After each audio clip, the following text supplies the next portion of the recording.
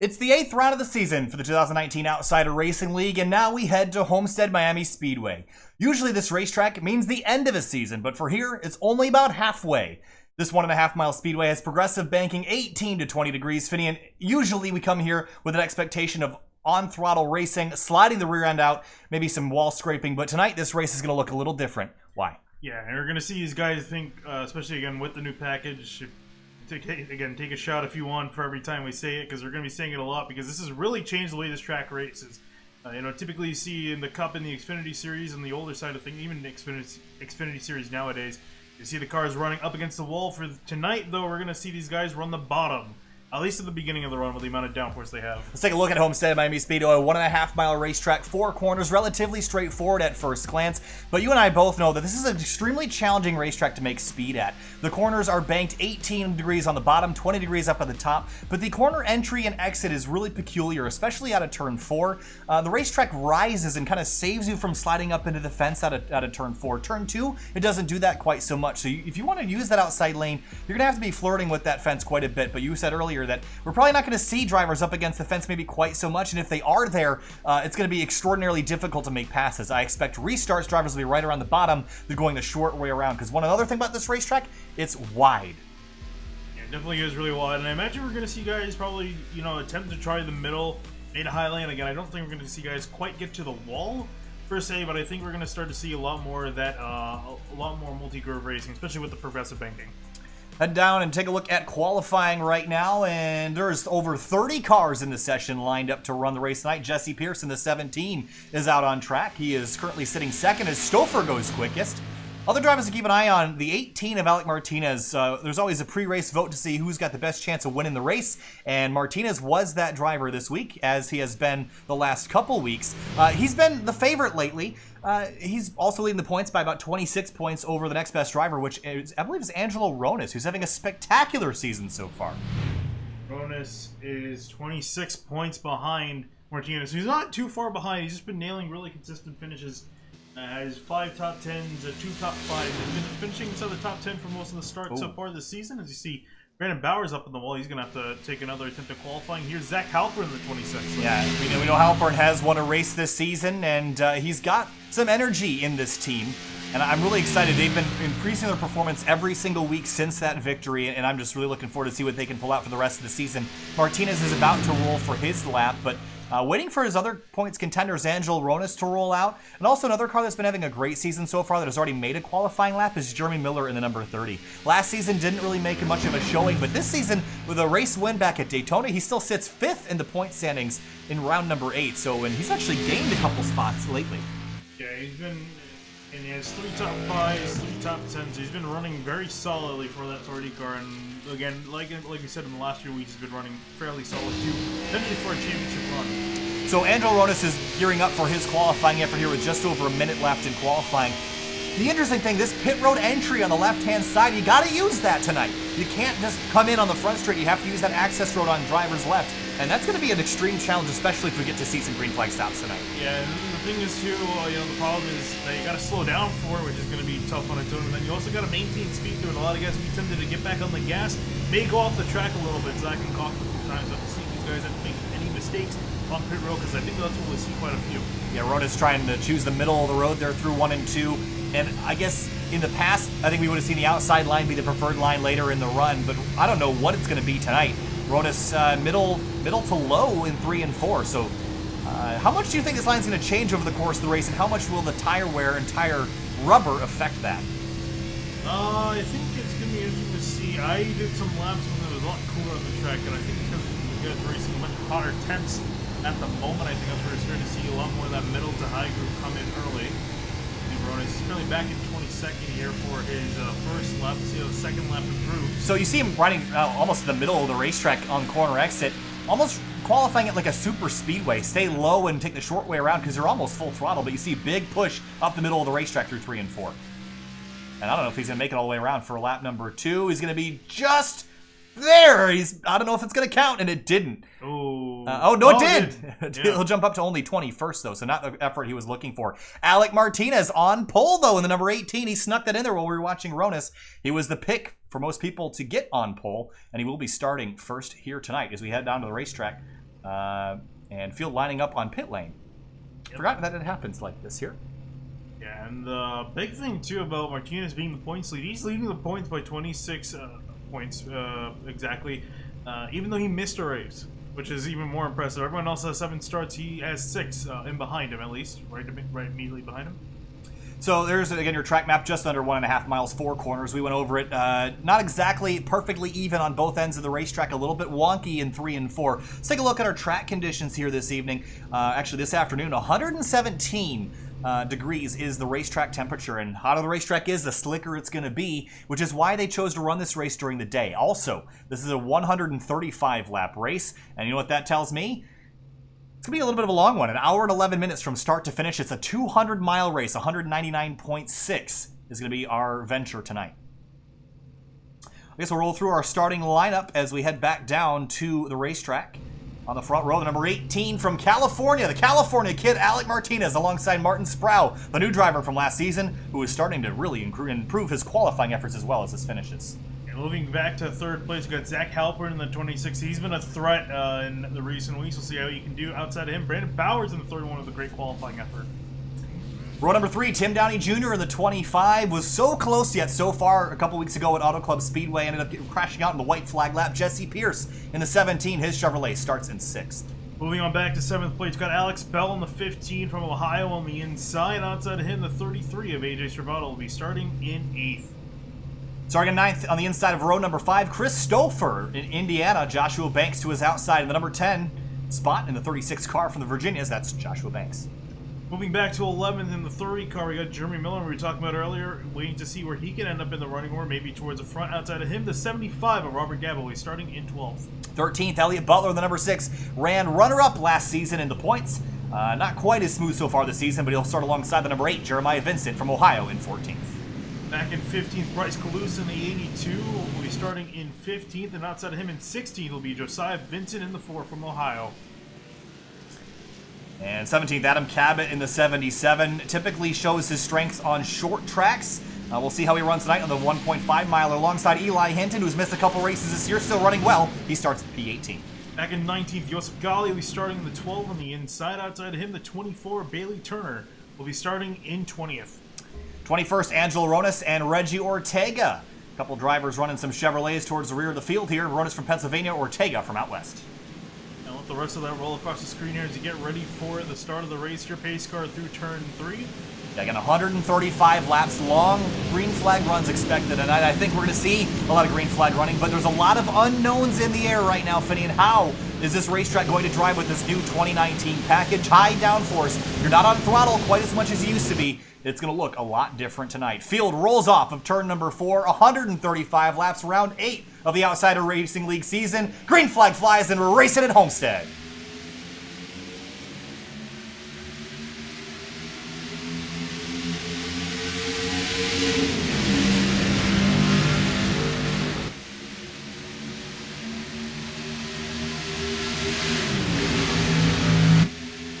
Frantic start for the 18 of Martinez on the inside. He's got the 26 of Halpern to the outside. Help from the 19 of Sproul. Maybe some pushing, maybe some shoving here early to help drivers gain an advantage. Halpern pulls ahead in turn 3. 17 of Justin Pierce way up into the wall here. Looks like everyone's made it through lap 1, but for the lead coming to the line, it's going to be Martinez by a nose. Wow, that was close at the start-finish line. There's a little bit of 3-wide gaggle off into turn 1. That's the 6 of Elliott Butler on the inside. The 75 of Gaba up the middle. For the lead, though, Martinez not willing to give it up here early at Homestead. Yeah, we're seeing that outside lane still coming into effect here, so I think you might want to be close to the inside, but not completely there. You definitely want to be passing on the outside. Chris Stouffer in the 5 had a pretty good qualifying effort, sits in 7th right now. Look at the slide up the racetrack. No rubber up at the high side yet. Over the course of the race, that line is going to get better and better, but right now, drivers struggling for grip. Yeah, it definitely actually looks like everyone's going through that outside lane. There you see Stouffer getting a run on Tim Downey Jr., the 15 of Bell moving to the inside, having a look on Bowers. A lot slower speeds than we're used to seeing here at Homestead-Miami Speedway. Only highs of about 180 versus usually 200 here. Some shuffling down the back straight. Adam Cabot's got the 12 of Yusuf Ghali all over his rear bumper. He looks a little high in 3, but has to back off. And the funny thing about that, they're still running to the same lap times they would in the old package, if not even faster too, as they're carrying more speed through these corners. And corner speed a lot higher, straightaway speed a lot lower, but Zach Halpern has wrestled the lead away from the pulsator and has it now. Now, the dirty air, the question that everyone's wondering is how much do these massive spoilers put up in terms of wake for drivers like Alex Martinez and the drivers following? You need air on the nose of your car to help you turn, and right now Martinez is going to have almost none of that right behind that 26. See that big blade preventing the air from getting it on the nose of the 18. He's trying to get a look to the outside, but then as soon as the 26 goes in front of him, he just loses all the air to his nose. See everyone coming through. We see most of the leaders single file at the moment. Bryce Klusa, the 82 on the inside of Cabot. Now that's Yusuf Ghali to the outside. Eli Hinton, we talked about him, last year's champion, switched teams this season, and right in front of them, look how close they are out of turn 2. Yeah, almost dooring each other off too. He's got the forward Josiah Vincent up ahead of him, but yeah, Eli Hinton, a lot of work to do back in 19. A big field tonight as well. That means there's a lot of points up for grabs to try to wrestle away. And it means a bad day right now with this amount of people in the race could be a really bad day compared to a race with a lot less people in it. So Brennan Bowers in the 31 right ahead of Alex Bell. And Alex Bell is a peculiar one this season. Would have thought he would have had a better run. Hasn't really seemed to have the pace that he had last season. So he needs a little bit of help. Slides right across the nose of Stouffer out of turn 2. Stouffer was trying that outside lane, trying to build up around the 15 could and get it done. He's looking through the field here. Josiah Vincent and Clusa still side by side. Clusa has had some good runs. Not off to an amazing start here. Running in 17th place right now. He's just able to win in front of Josiah Vincent. Will slot himself in line for 17th. But definitely looking like Baxton's going to come at a premium for tonight for these drivers. Yeah, it's going to be very challenging. And you see now Alec Martinez gets a run to the inside of Halpern. Can he do anything with it is the question of the day. He's got a great run. I'm just not sure if he can maintain that speed on the bottom lane. It really can't. And you see Halpern just going to try to pinch him on down, ruin his momentum. And he's going to continue holding that first spot. Again, the leader advantage with the lack of aero push in front of him. So everyone else in behind is going to have a lot more work to do to get by him. And I think that's, again, what we've seen out a lot of the mile-and-a-half tracks so far. Yeah, I think it's going to be especially bad here. Now remember, the banking is progressive. Right along that white line in the bottom lane, the banking's only 18 degrees. At the top by the wall, it's 20s. That means that most drivers will find the top side of the racetrack to be a little bit faster. But the bottom is the shorter way around. You have to balance that with the tire grip you have over the course of the race. Here's Eli Hinton, the Panda Express Mustang to the inside lane. Reggie Ortega right behind. Trying to work his way through. He's running in the points. He's running in 6, even though he only has 5 starts, as opposed to a lot of other drivers having 7. Well, 3 wide action just up the road. That's Jeremiah Vincent on the outside. Yusuf Ghali in the middle. Get a little dicey here on lap number 9. Cabot's at the worst part of this. He's going to have to pretty much back out. It's going to be between Ghali and the 8 of Jeremiah Vincent into turn 3. And there's going to be a lot of frustration by about 15, 20 laps in about how difficult it is to make passes. I think we're going to see some cautions tonight. I think they're going to be frustration-based with a lot of people pushing and shoving, a little bit of scrambling towards the rear of the pack here. Yeah, I think Vincent got a little bit too close to the wall out of turn 4 and got a little bit of a scrape. He's all good, though. Honestly, I'm going to go against your opinion on the cautions. I don't think we're going to see a whole lot of this considering the lack of side-by-side. Okay, so I'm on board with that. I think, though, what we might see is if once these tires start to wear out, guys getting a lot closer to the wall. It's definitely looking like it's a little bit tight out there. Yeah, I think we could see that. I don't think we'll see anybody... Oh, the 48 way up the racetrack in 3 and 4. He almost got in the fence, but maybe just trying something, seeing what grip is out there right now. And it definitely is a good time to experiment, especially in traffic, because it's going to be pretty hard, again, to make some forward progress unless you got a really good car underneath you. Casey Lakatos with a new paint scheme on board this week. That's kind of cool looking. Yeah. That's a really cool looking paint scheme. Wow. Only thing is I don't know why he's running that now. It's a good paint scheme. July 4th was like a little while ago, don't you think? But it's cool looking. I was going to say, that's a nice looking logo's backwards on the quarter panel, though. Oh, yeah. Well, maybe we're in Australia running ovals the other way. So Licata started 27th. He's up a couple spots, but we've seen how challenging it is to work forward. So going to be a long night for him. Up the road, Eli Hinton's been working over Ronas for a little while on the inside quarter panel down for turn 1. Trying to make something happen here, although looks like he's getting passed by Ronas. And both these drivers, again, high in the points, low in position on the track at the moment. So here's an interesting one. Way at the back is Bailey Turner. I'm not sure if he started from the pits, but he's gotten a little bit of right side damage as well. So He's way back. I think he definitely started from the pits or something, because he's 8.5 seconds behind the next car. Yeah, supposedly he was supposed to start 20th, but I don't remember seeing him on the pace lap. So. Yeah, so I think he started from the pits, unfortunately. Well, he's going to just be hoping for a caution, which I don't think is going to happen, at least for a while. It's going to be a long night for him if he doesn't get one. Car popping on the line. It's Yusuf Ghali in the 12, and I have seen him move forward. Started 19th, up 5 spots to 14th, now 13th. As he gets by the 75 of Robert Gaba. This guy's a man on a mission right now. Yeah, been trying to make these moves by diving into the corner and getting them on entry. It's been working out for him so far as he makes the pass on Gaba. It's a pass complete. Gaba's all over the bumper. You see just getting out of the throttle just enough and fighting understeer through the middle of the corner, now trying to throttle back up. And look at all the different lines everyone's taking throughout these corners here. Guys in the middle of the track, guys up on the wall, guys by the bottom. No one's really winning as they run. Everyone's just kind of there. It's just a stalemate right now, and that's the struggle we thought would happen.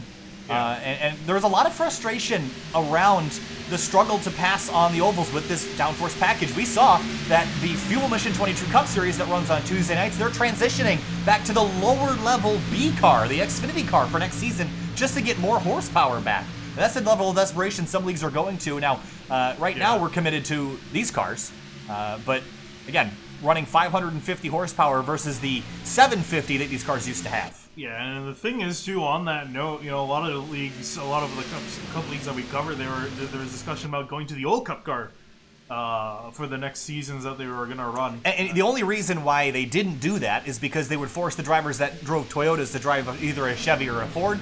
And in some leagues, especially this one, there's not a huge drive for the Toyota drivers to switch. Now I'm looking at this guy right here, pretty Toyota heavy in terms of his fandom. So it's not fun to take people away from the cars they want to drive, but at the same time, I don't think anybody likes driving these a whole lot. Yeah, no, they've done significantly better on the short tracks and the road course. I think people like it there. We've seen some really good racing at some of those tracks. The road course racing has been spectacular, to say the least. But it's always spectacular. Yeah, but the only problem is, the speedways just make a majority of the Whoa! The 4-car, huge hit out of turn 4, and he's going to save it before he hits the fence, but that was almost dramatic there for a moment. Who did he get into, though, is what I'm curious about. Yeah, whoever he did, I don't know if he even got into it with anybody. I think it was Cabot, sorry. Cabot? Yeah. Much here on the straightaway. Oh, he hits the wall, comes across and tags the 4 in the front bumper. What a save by the 4 of Josiah Vincent. Here's his onboard. Watch his hands. Whoa! And that was at over 150 miles an hour. Yeah, and actually, he didn't actually get any damage from that. It seems he already had this right side damage. Wow. That is drifting at 150, 160 miles an hour. See, the 77 just scrapes the wall here and tags the 4, but he managed to hang on to it. Look at leaving tire tracks on the apron, but he dropped a couple spots, but recovers back in 22nd. Yeah, he's now under attack by Angelo Aronis and Casey Lakatos in behind him. So a lot of drivers, especially in midfield right up the road, starting to kind of fan out and find grip elsewhere. Oh, here comes Ghali. Another move to the inside, this time to Stravato. This will be for 12th place. And now look at Jeremiah Vincent right on the bottom of the racetrack trying to build a run. Can't do it, though. It's going to tuck back in line. Yeah, Jeremiah Vincent, too, he's also been following the 12. He's gotten past Gaba as well, so it looks like he's on pace with the 12 at the moment. Well, he started exactly where he's running, so he did fall backwards earlier and has climbed back forward, so.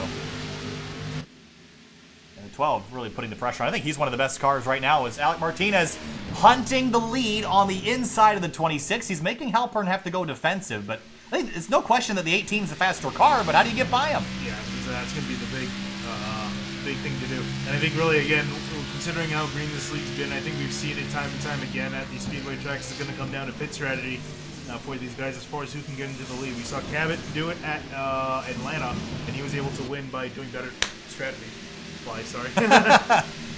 Doing better strategy. The fly flying in front of my face. Yeah, but Hinton and Reggie Ortega all running 15th through 17th. And Hinton again started towards the tail of the field and hasn't made a whole lot of progress here. He looked like he has because he's been around so many different cars, but really everyone's just kind of going up and down 1 or 2 spots. Yeah, I think he was, taking it easier early on. It looks like he's having a lot more ease getting on some of these drivers. He's going to look the inside of Gaba now. And, this is the thing, is this looks like it passes the eyeball test in terms of excitement because, there's cars everywhere, but the fact of the matter is, it's just so challenging to make a move and make it stick that no one's really going anywhere. It's interesting for the fans, not so much for the drivers. It's just frustrating, and I can definitely see some of their frustration, especially the 13 of Hinton just trying to move himself up the pack. Yeah, Gabba trying to set up an exit, but just not enough power to do anything with it.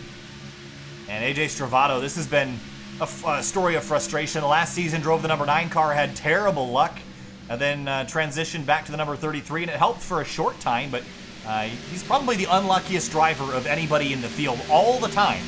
I just cannot seem to turn his season around. Well, the timing screen is a good battle between Alex Bell and Chris Stouffer. This is one of the best runs I've seen out of Stouffer in a while in the Cup Series. Yep, and whoa, the 15, a little bit of a bobble out of turn 2, but yeah, Stouffer running quite well in 5th. He started in 9th. Yeah, and just to give you an idea, too, again, not to kind of make fun of him, but he has not finished inside the top 20 since Daytona, which is when he finished in 5th. Wow. His last 4 starts have all been outside the top 20, so it's a really good run for him tonight. Tim Downey Jr. in the 25. His night didn't really start off on the greatest note. He's trying to claw his way back to his starting position, and he's going to just clear Bell, but I think Bell's going to have the run on the outside lane, and he's sliding again. This 15 car kind of using up his tires here a little early, but trying to get that power down an exit and carry some speed. Meanwhile, for the lead, Martinez still dogging the rear bumper of Halpern. They're 1.1 seconds up the road from Martin Sproul. Yeah, both these guys broken away. It's pretty much a battle between these two. And then it's Sproul and Bowers, and pretty much everyone else. Oh, 3-wide action back here again. These guys have not been afraid of going 3-wide back here. We've seen them do it several times. Well, I think one thing, given all the negatives about this aero package, one of the positives is that the cars are a lot more under control. It means you can put your car in crazier places and not expect to crash. But I keep watching these two. Oh, Alex Bell crashing on the back straightaway. Whoa, right in the middle of the field. Caution out, and Josiah Vincent slides on by. But our first caution of the night, and at a very opportune time for people to shake things up in the pits. Yeah, and Bailey Turner, actually see him coming through in the background. He's going to be happy about that caution finally coming out so he can join everyone else. What happened to Alex Bell? We saw him loose out of turn 2, and I wonder if this is where that started. Here's a look. Yeah, we're talking about him being loose off the corner. It's interesting because he's one of the only cars I've seen get loose off one of these corners. Yeah, he just loose. And then I don't know if he got tagged there. I don't think he did. We'll go back and look from the 6 car. But almost had it saved. And just... your car went right at the last second. Did a great job locking it down. Wow, look at Josiah Vincent. Everyone else did a great job of avoiding that as well. There's Elliott Butler. I think he might have helped him around a little bit once he got sideways, but nothing really... No, didn't touch him. Yeah. Just slid. That's not something I thought we would see. But the 15 did a good job preventing that from being a disaster. But the field heads down into pit lane, and Casey Lacotta's going to pick up a point, leading a lap. I love this strategy. I always have. I always will. And he's currently sitting 3rd in points because he's just been doing that every single week. Field on pit lane. And tires and fuel for these cars. And I think everyone's hoping they're going to gain a couple spots here because it's so challenging to make them up on the racetrack. Yeah, I'm curious. I always say this is someone's going to try, 2 tires, especially early on a stop like this. We see passing's pretty hard to do. You can definitely pass a lot of people in the pits with some strategy here. But race off of pit road is going to be Stouffer leading. Oh, Martinez! Oh, struggling to get off a pit lane, 2 and 3 wide behind him. But Martinez is going to drop down to at least 5th after all that. It's like all the 4th when Lacatus comes in to make his stop. But yeah, that was a big loss for Martinez there. Would have at least had 2nd place. Yeah, let's go back and see exactly what happened to the 18 car here. And stalled it or something. Let's ride on board. Leaving the box. Just bogged it down. I think he just let the clutch out too soon and lost a lot of spots, though. That's going to certainly not be a whole lot of fun. One driver I would like to talk to, if we could pull in, is Eli Hinton, driver the number 13. I'd like to have a little conversation with him and see how he thinks things are going. We haven't done a in-race reporter in some time, so I think what we're going to do is we're going to talk to Eli Hinton. And hey, Eli, it's Kyle from SimTV. You got a copy? Yeah, I got you. Hey, well, so far, so good for you, up to 13th after that pit stop sequence. Walk us through the racing so far, because it looks like it's pretty difficult to pass. How is it out there? Yeah, I'm just going to be honest. This is not my best type of racing where you have to get all the way off the throttle and basically immediately back in it. Even with the old package at Michigan and Auto Club and stuff, I was never good with this type of racing, and I feel like this is the type of racing that used to be the 2-mile tracks with this track surface and like how tight the turns are. So it's a little bit hard to pass, and it's basically you jump out of the throttle for a second or two and you're immediately back in it. And it's honestly, it's kind of how you save the tires. Like, you can burn off your right rear pretty easily, you can burn off your right front pretty easily. It's just, you've got to save your tires and make your way through the field. Different lines, progressive banking at this racetrack, high side, low side. Are you waiting for the rubber to build up anywhere, or is it pretty much even everywhere right now? The high side sucks. That will never come in. Middle high is doable, but I think preferred line's middle, especially when you're passing some. Bottom and 3 and 4 seems to be better because the grip's about the same, but if you go low, you cut off a lot of distance, I guess, and that cuts speed, obviously. So I think bottom 3 and 4 and middle 1 and 2. All right, we'll let you get back to work, Eli. Good luck out there. We'll talk to you later. Yeah, thank you. All right, so Eli Hinton, number 13 driver, and we get the 1 to green. And he said something interesting. The high side will never come in. What are your thoughts on that? I can kind of see that in a way. Again, I guess it really depends on what you define as the high side. I'm assuming he's referring to pretty much riding up right against the wall. I think that upper middle lane is probably where we're going to see as high as guys goes. We saw Halpern running there when he was trying to defend from Martinez. So I think we're going to see guys go there. But yeah, I kind of agree with him. I don't think that it's going to go all the way up to the wall. I think you're just going way too out of line for that. Yeah, I think really the middle of the racetrack is a sweet spot. The bottom is pretty useless, it looks like. It's pretty difficult. We've seen Alec Martinez try it now. Alec Martinez, blessing and a curse. Dropped a spot, or a couple spots, but look where he lines up on the outside lane. Maybe this will be something for him here. The only problem with this, though, he's riding in right behind second place. And we know that second place, sometimes they don't really get the best to start. So he's going to be at the whim of Martin Sprout if he can get off the line really well. Again, the points leader started on pole tonight, fell back to second place, had a bit of an issue leaving his box, and comes out in 4th. Restart on lap number 30. Got a long way to go, 106 laps to go. Zach Halpern is in control and racing again at Homestead.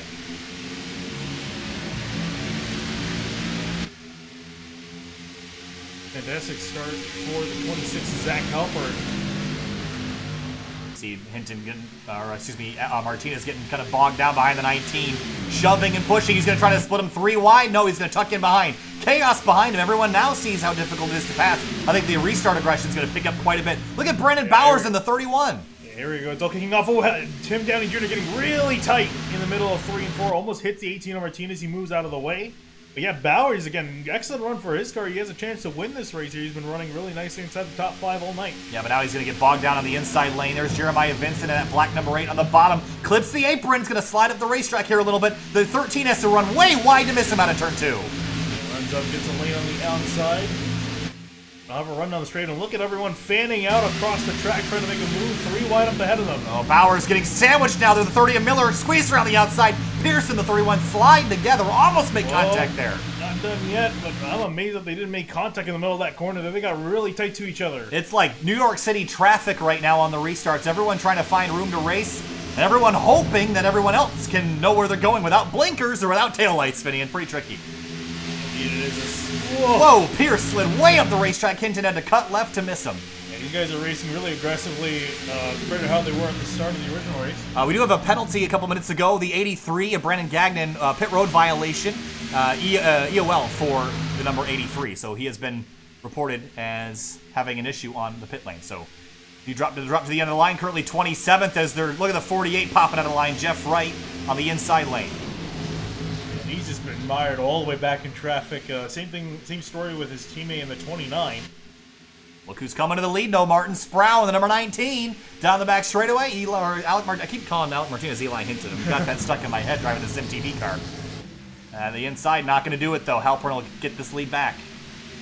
Yeah, I think Halpern's been really comfortable and really good at defending that first place position in the high lane. But now here comes Martinez down to the inside of the 19. I think he might be able to get him here on entry. Oh, he's going to have to drive in really deep. And can't clear the 19 car, so this might put him at risk of getting passed by the 5. And I actually saw the 26 of Halpern, and I think he threw a little bit of a block. Well, I wouldn't even actually call it even a block, too. I think he's just trying to hold up the 18, keep him behind the 19 as a little bit of a safeguard. But yeah, here comes Tim Downey Jr. to the inside of Stouffer. A lot of shuffling right now. As everyone gets reorganized after the restart, there's Joshua Banks in the 36, contact with the 5. That almost turned him there. That was really close. I think he thought that he would have been clear with the way Stoker was getting a run, mistimed it. Yeah, that was very close to being a big wreck there between the 36, 25, and 5. On the back straightaway, they'll all collect and continue. Yeah, most of the leaders single file for now. It's still Tim Downey Jr. and Joshua Banks side by side, though.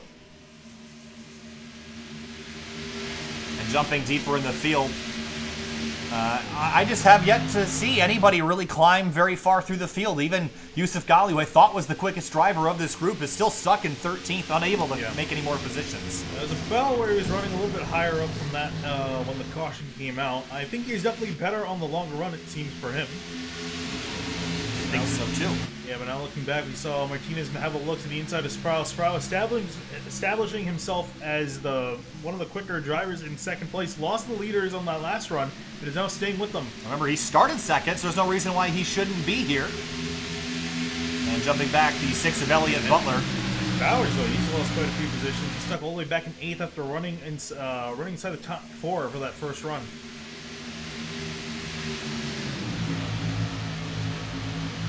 So onto the back straightaway, Eli Hinton still trying to gain some spots, and he was right in the middle of all that chaos and carnage on the restart. And now he's starting to move his way forward, running pretty competent lap times, and he said how challenging it was to make passes. Well, he's one of the drivers being able to do it right now. Yeah, well, I've kind of noticed this too. We see a chaotic start, then it kind of single files out, and then we see you guys go back at it late in the run once the tires started wearing out. So interesting kind of dynamic with the way these tires are wearing out around this place. These front 3 are so even right now, and that's brought the fourth place car, the 5 of Christopher, right back into the mix. Martinez is quicker than the 19, but again, struggling to get by him, and the 19's covering the outside lane. And smart driving by Sprout to keep the 18 out of the line that he wants. The 26 and the 19 pretty much forming a box. Martinez can't go forward, can't go to the outside. He's stuck pretty much to that inside lane. So they're kind of trying to keep that 18 at bay for now, and I think, again, that's what they need to do to win this race, because, again, Martinez is a real threat this season, no matter what track we go to. Yeah, in the past, he was only good at the hot race tracks when the track temp was hot. It's hot today, and you remember last year at Kansas, it was the race that he won. He's been extremely solid at this kind of racing, and it took him a while. All last season, really didn't have the success he probably should have had, and this season, he's figured something out, and he's rock solid everywhere we go, as you mentioned. And he's probably the driver to beat, but Halpern right now has also led almost every single lap of this race, so maybe we're counting out the 26 too early. I think Halpern, again, is also, if it's anything, I think it's between the 18 and the 26. Halpern taking the lead easily, and once he took the lead, he never looked back. Took it very early on in this race, he led 37 laps. I think the only other driver to lead was Casey Lakatos and Martinez himself. Yep. 30 of Jeremy Miller running way wide in turn 4. That's the 25 of Tim Downey Jr. completes the pass. And the 30 car, again, the winner from Daytona, had almost won the race at Bristol a couple weeks back as well. This has been a really impressive climb and performance this year for this young man. Oh boy. And here you see it go 3 wide just a little bit for a second. Between Butler and Brandon Bowers now for 9th place. Jeremiah Vincent and the 17 of Jesse Pierce got a little close on corner entry. Oh, Bauer's going to be scraping the wall out of 4, bit of a bobble. And he's going to get swallowed alive here. That's the frustrating part about this. You make one little mistake, you're going to drop 2, 3, 4, 5 spots. He's going to lose at least 3 right here. Actually, looks like he was able to recover. Might lose the spot to Vincent, but he's still got that outside lane. So it actually wasn't all doom and gloom for 31. But definitely can be if you get a lot more of the wall, more so than he got. Still no green flag pass for the lead out front. It's been all Halpern and Martinez really at the front of the field. Sproul on the restart was up there for a little while. But since then, clean and green 1 caution so far for a total of 2 laps. And 3 lead changes between the 50, the 18, and the 26. Different lines. I honestly wasn't expecting to see this many lines operational. I don't want to say successful, but they're running everywhere. And that's what I was talking about earlier. Again, everyone's kind of trying to more or less fan out because they can, and they're just trying to get some cleaner to their noses. But again, no one really successful in their attempts to go through different lines. It's more of just getting some cleaner to their noses. These front two, I'll tell you though, they are just in a league of their own. Pulled a half a second ahead of Martin Sproul. The winner is going to come from one of these two drivers tonight, and I don't think that'd be a surprise to much of anybody. They're just two rock-solid race car drivers at the moment. Joshua Banks running in 5th right now, after he started back in 10th. Quietly sitting inside the top 10 for most of this race so far. Might be a threat here if he can stick with the leaders. Bowers again, remember he bobbled and got into the fence a lap ago. Well, he's recovered and actually started to climb back forward as a couple of drivers on the bottom are stuck there. One of them being the 30 of Miller. Miller not making a whole lot of progress. Eli Hinton in behind him trying to follow on through, and now it looks like Hinton will look to be outside of Miller. Slip on the apron there for a moment. Definitely want to stay away from that apron. We saw Jeremiah Vincent, who's just coming through the shot now. We saw him get into and actually giving a bump to Richard Ortega. Just getting freight trained now. Whoa, that's going to get tight in turn 3.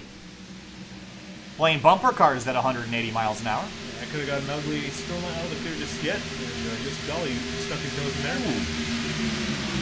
Miller kind of chopping the nose of the 8 car off, and I think we're going to see a lot of aggression that we typically would see at like short tracks towards the end of the race, where people are going to start getting upset with getting cut off and start shoving their nose in places where they can barely fit. And that's the thing too, again, with this package, is that it's made these drivers have to be really cutthroat when they have a lane and are opening in line. They're going to want to get there. Yeah, there's no lifting and being nice here, because it's going to cost you more than one spot. And look at this stack up behind the 30 car right now. Several cars in behind him. Golly, Vincent, Pierce, Gala.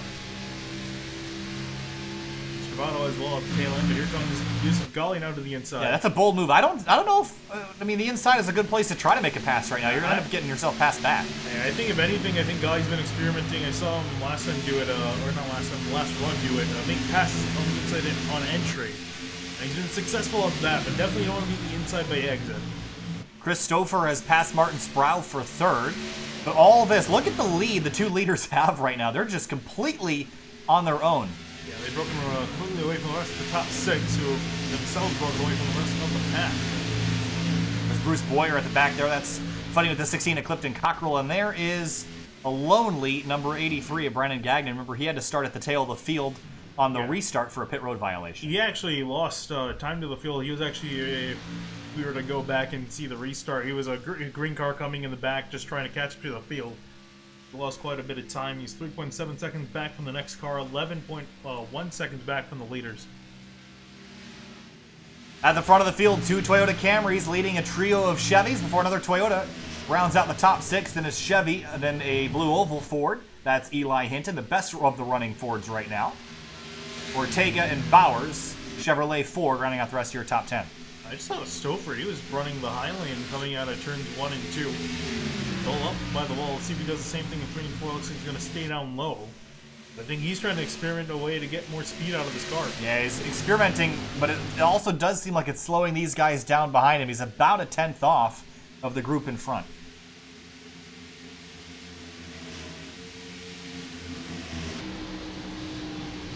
And opting now for a more middle line approach. Still one of the higher cars on the track. The higher you go, the more banking there is, the more speed you can carry, the more momentum you'll carry on in the back straightaway. And look at the 36 of Joshua Banks just throwing it down the inside, trying to get a pass done. And that's really the only way the inside's going to work, is if you get in there and you complete the pass before the middle of the corner where you pick the throttle back up. If you don't complete that pass, you're going to lose some spots. As you see, Banks is going to slot in behind the 19 car again. And was able. Oh, man! The 25 tank slapped the fence into turn 1. I think just trying to avoid the 36. Here's a look. Got spooked there, and there was a little bit of contact and put the 25 in the fence. And I think that damage is going to matter. That's going to be enough to bother him. You definitely want to get damage to the front of this car. If anything, maybe on the sides and the rear. But yeah, the front, which is facing most of the air and directing the rest of the air back behind the car. Yeah, that's significant. You don't want to get any. Yeah, you can see the right front exposed to the air. It's not going to be a whole lot of fun for the 25 to have to deal with that. So let's take a look. We are 25 laps into this run. What's your green flag pit stop strategy, Finian? When do you think these guys will start to come down? Let's see. We ran almost 100 laps. I feel like these guys might be able to go 40 to 50 laps. If anything, I think they might try to reach there. Now, we are dropping off we're already about a second and a half off of where we were at the beginning of the run. For Martinez, do you think undercut or overcut's the way to go?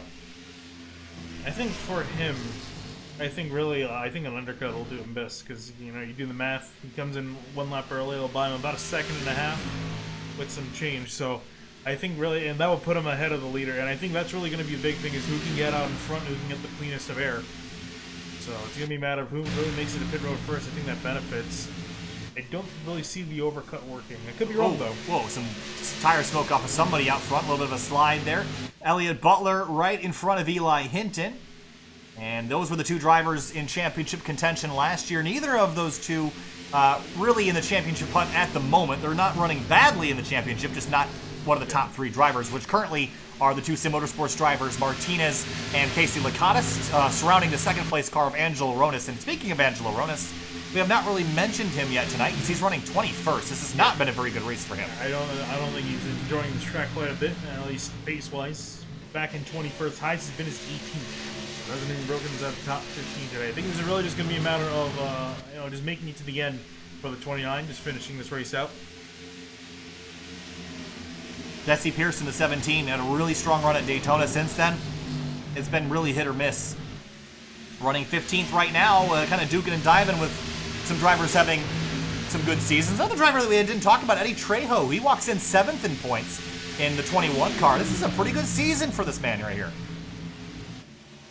Yeah, it really has been. Surprisingly so. Teammates with Eli Hinton at ET Racing. And speaking of his teammate, working over Elliott Butler for 8th. So it's been a challenge to pass today. I think we've seen frustrations kind of rise, but also pretty green, and we haven't really seen the tires wear out to the end yet. I think that was going to change the racing and make it a little easier to pass once people start beating up their tires. I think it looks like Hinton's starting to take advantage of some people. Here comes Ortega as well in the 2, the inside of Joshua Banks. Almost certainly our biggest mover as well. Started all the way back in 22nd. He's up 17 spots, working over 5th place right now.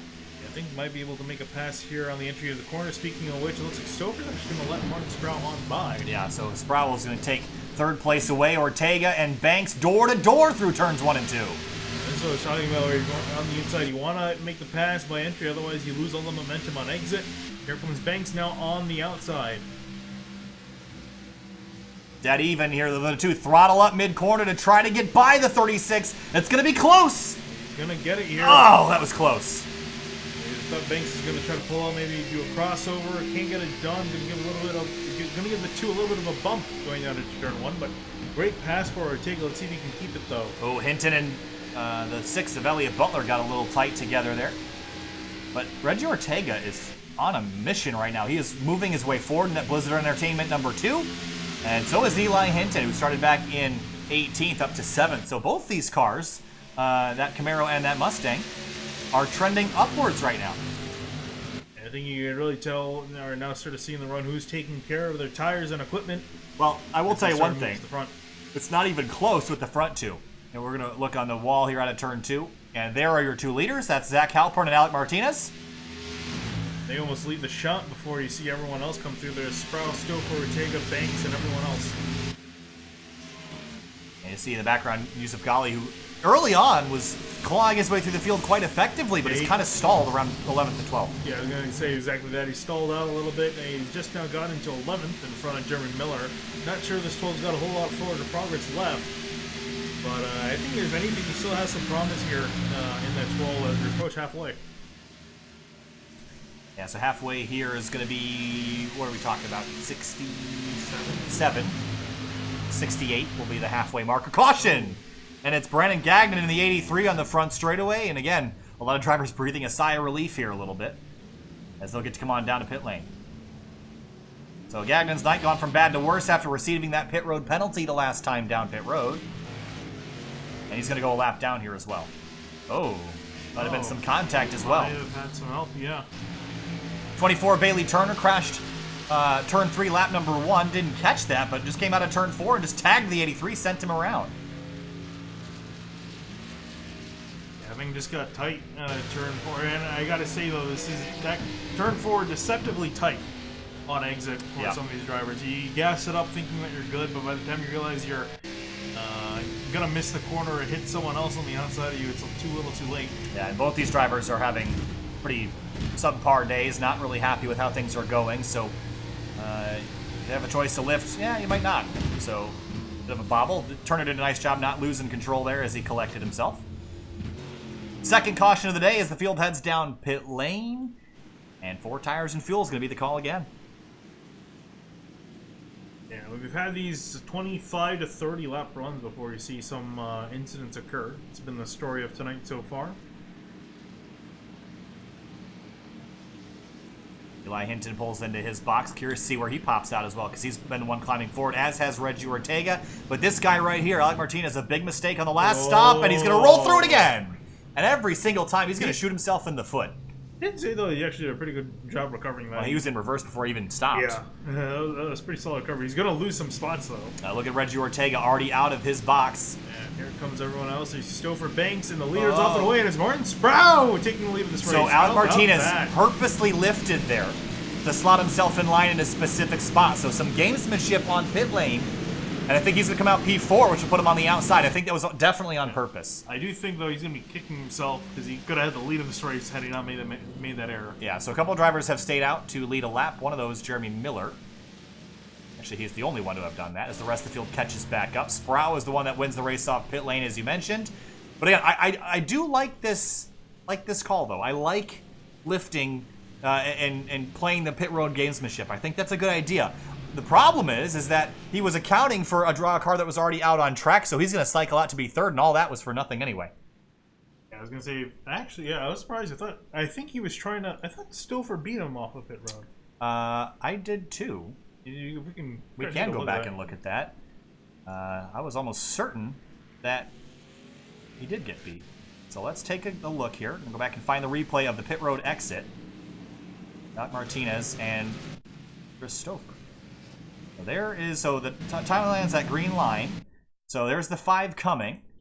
Oh no, I guess he did beat him. We're probably thinking the yellow line, but the 5 did get beat. So the 18 lifted to let the 26 on through. The problem of all that was he was assuming that the 30 car was out on track, and he was in the pit box as well, and he'd cycle out to be 4th while the 30 came to pit lane, and now the 18 is going to be on the inside regardless. So that didn't really work out. So a couple updates on one driver that I'm not quite sure about, Alex Bell, one of the SW Motorsports cars, all the way back in 25th. Yeah, he did not have a good run. Yeah, well, he was the one that caused our first caution, a spin on the back straightaway all on his own.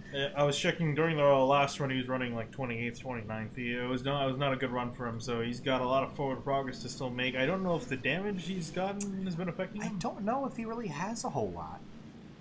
Just where I thought he'd do some right side damage. I don't think from that incident, but I guess he doesn't. But yeah, but all I know is that it's been a struggle in the last run for him. Wasn't really able to find any speed. At least the speed he had in the first run. Yeah, so driver Adam Cabot, who got some splitter damage on that car. He has not had a good day. Bailey Turner, again, he's been struggling after that early incident. He's got damage though. Josiah Vincent has been unable to climb very far forward as well. He's got some left side damage. Runs 23rd. So there's a lot of drivers that are having subpar days when some other drivers we don't typically see towards the front, Christopher being one of them, having great days right now. So everything's kind of turned up on its head at the moment. Yeah, Christopher's been having an excellent run so far. He has not made a mistake so far tonight. Hopefully he can keep it that way. I really hope he can get a good finish. I think he's due for one. On the back straightaway for the restart, it'll be lap number 65, closing in on our halfway point. Notice Brandon Bowers all the way in the back, in fact. Not sure what happened to him. Yes. I think maybe probably got a penalty. Could have gotten another penalty again. We'll see that shortly if that was the case. Yeah, I think he did because he just let the 24 and the 83 on by. So I think he got an EOL from a penalty on pit road. So that's unfortunate for Bowers. Yeah. That's what second time today he's gotten a pit road penalty. Field rules off at turn number 4 after our second caution of the night. Passing's been at a premium this evening. Martin Sproul on the inside lane rather is going to lead us down to the green flag. Oh, the 26 coming way over to try to block the run from the 18. I don't know about that, but that's going to fly. There's no rule about changing lanes before the restart in this series, but that aggressively might get some attention. But he did the job. So far, he's good. Yeah. That's some wildlife in here. Yeah. But nonetheless, here comes Halpern. I think this is why he was being so aggressive. He's going to immediately go to the inside of the 19. Oh, that's a big dive. He's not going to be able to make it stick. Here comes the 18 to the outside. Thank you. I missed it. Oh, boy. Look at this scramble off of turn 4. Everybody's everywhere. 3, 4 wide on the back, on the front straight here. There's a incident in the back of the field. Jeremy Vincent dropping all the way to the tail end of the field. Oh, my goodness. Cars everywhere. Everyone trying to find room to race. The scramble looks like it's mostly over towards the tail of the field. Sproul takes the lead away. Alec Martinez sits second. And Halpern falls to third through all that. Still not done yet. Looks like Halpern's just going to slot himself in front of Joshua Banks. Yeah, Banks is not going to have any of that dives to the inside of turn 4. Here comes Martinez. He's been tasting this for so long. Does he finally get to eat? To the inside. He's going to dive on Martin. Sproul clears him. Can he clear and slide up before the corner exit? I don't think. I think he's a little bit too low. There you see Sproul got enough of a run off the corner. Not going to be able to clear. Joshua Banks is in the freaking parking lot of the back straightaway on the bottom of the racetrack. But Martinez should try to... Nope, not going to be able to do it. 3 and 4. Not working very well for the 18 right now. This is going to put him at risk of losing that hard-earned spot on the 26. He's going to lose that here, too. And maybe even then some, as you see the 26 of Halpern getting a big run on the back of Sproul. Can't go anywhere with that. Yeah, well, the 18 so close to being able to steal this lead away. And once you have it, if you can hang on to it, you're home free. But he's not going to get there. And look at the run he's going to lose. We got a caution in the background. Bruce Boyer. Oh, and the 4 of Josiah Vincent in turn 2. And that's big damage for the 4. Started 16th tonight. Really wasn't having all that great of a night. Yeah, actually, looking through all that, looks like Martinez has gotten the lead of this race. Wow. He beat him by the time the caution came out. I know that Martin Sproul probably fighting that one hard, but the 14 was already sideways. But let's go back and take a look at how this happened. There's the 14 at the middle of your screen, right in front of the 30 of Jeremy Miller. Was there contact here? Oh, yes. And they get tangled together. Whoa. And slides up the racetrack, and nowhere for the 4 car to go. That was an unfortunate circumstance, but they go off into turn 1 and just miscommunication there. And you can see the 30 didn't mean to do that. He slows down, and right here, this is going to hurt. Oh. Here's Josiah Vincent's on board. I'm curious how much he was actually able to see of that. Well, right there, that's just, your heart sinks when you see that car up ahead of you, and there's nothing you can do about it. He had to choose the lane. He thought the 14 would spin to the bottom right here, and then shoots back to the right, and nothing. Yeah, I'm really curious. Again, obviously can't. Well, I guess we could, but don't really want to go to that particular view of seeing how much he's actually able to see. Because I think when the 4 spun off, I think he thought he was all good, and then didn't realize that the 4 corrected, or the 14 corrected back in front of him. Alec Martinez is going to win the race off of pit road, and that is a very important. He's having some issues tonight with that. But we fought back hard for the lead and was able to grab it as the caution came out. That's probably the only way he would have ever made that inside work, is by getting the nose ahead when the chaos behind him happened. Well, 2 drivers stayed out on the track. We'll see if they stay out. It's Jeff Wright in the 48 and the 75, Robert Gaba. Honestly, I could potentially see them staying out. We didn't have that long of a run. I'm trying to see if Bruce Boyer was around to have a conversation, but I don't think he is. So we won't be able to talk to him tonight. All right, so again, this race is a 200-mile race. We've completed 70 laps, and that puts us past our halfway point here tonight. Ooh, I think Jeff Wright's staying out. There's Gaba, and there's Jeff Wright. Yeah, at some point, you got to try something different. I don't think this is going to work out that great, but I think it's a better idea than riding in 28th. Yeah, I was going to say, I think it's going to work out. Definition of working out being he's going to be ahead of where he was running, because he was, again, all the way in the back of the pack, just wasn't making further progress. I think he said, might as well. We, again, only ran if he could actually try to pull up the laps and spit. Yeah, so we've only ran, it's not even that accurate, I think we've only ran 7 green flag laps. Not even. Yeah, the stint graphic shows all the laps, caution or green, and we've only really run 6 or 7 green flag laps since the last pit stop. So, look, I'm on board with it. I think it's a good idea. I just don't think he's going to be able to hold the lead. he might fall to 15th or 20th, but that's still a big group advancement from where he was earlier. I honestly don't think you'll even fall that far. I think you'll probably end up staying at around maybe 10th or 15th. We have seen track position matter a whole lot more than tires. Yeah, so I think in that respect it's going to help him out. But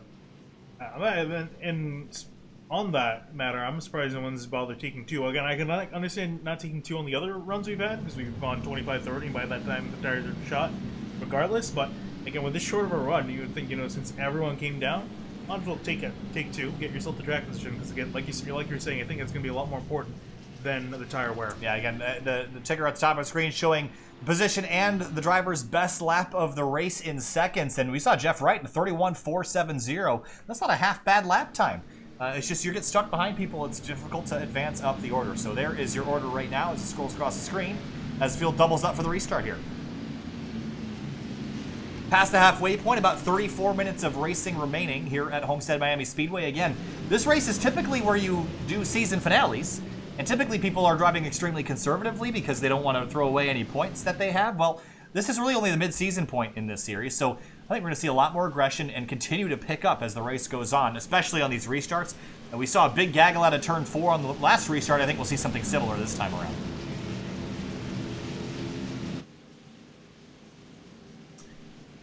Going back to the restart, we're going to do a SimTV sound surge on the restart here, and we're going to hope and pray that nobody wads it up so we don't miss it. Here we go.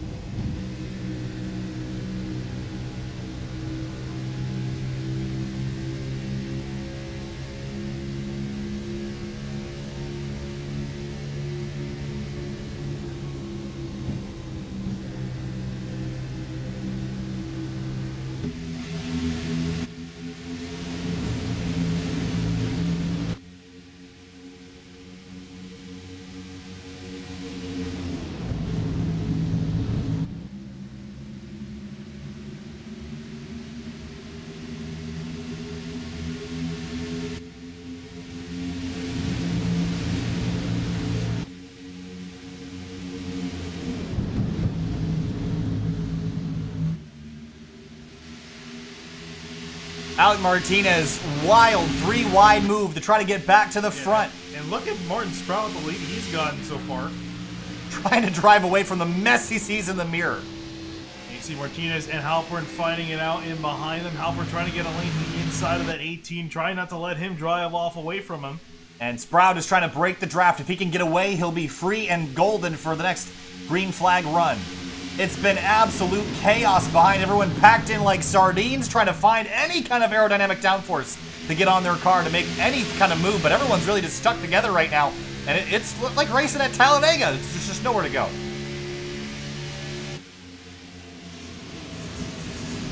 Jeff Wright cycled to 4th for now. It looks like he's actually found a decent place in line, but we'll see if he can continue on there. How about Angelo Ronis? Yeah, this has been a great climb forward for him today. Remember, he started way back in 21st, up to 5th. I think he took 2 tires in that 29 car. I don't see a way he could have gained that much. He did take 2 tires. Yeah, good call. I was going to say, I didn't think he would be able to gain that much track position considering he's running around 20th. And that's the call I would have gone with. So, thumbs up to him. And it looks like it's going to be paying out for him. He's got his teammate right in front of him in the 48. I think that was honestly just the team trying to experiment. It's working. No tires or 2 tires. It's working. I'll give him that. The 36 car of Joshua Banks with a problem there on the inside lane. Yeah, I think he's just been pulling off there. I think because of the flashing, but he's come back up for the corner. right in the middle of the racetrack. That's the 6 of Elliott Butler, championship runner-up from last season. Chuck Sweeting in the 28, haven't heard a whole lot from him yet today, but just trying to find a place to go. It's very, very quiet run for the 28 of Chuck Sweeting, and yeah, like you said, not a whole lot of places to go. He's got the 12 and the 2 in front of him.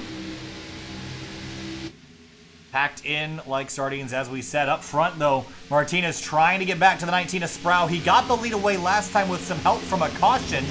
There's some 3-wide action off into turn 1. 3-wide action only back for 20 seconds. Oh, man.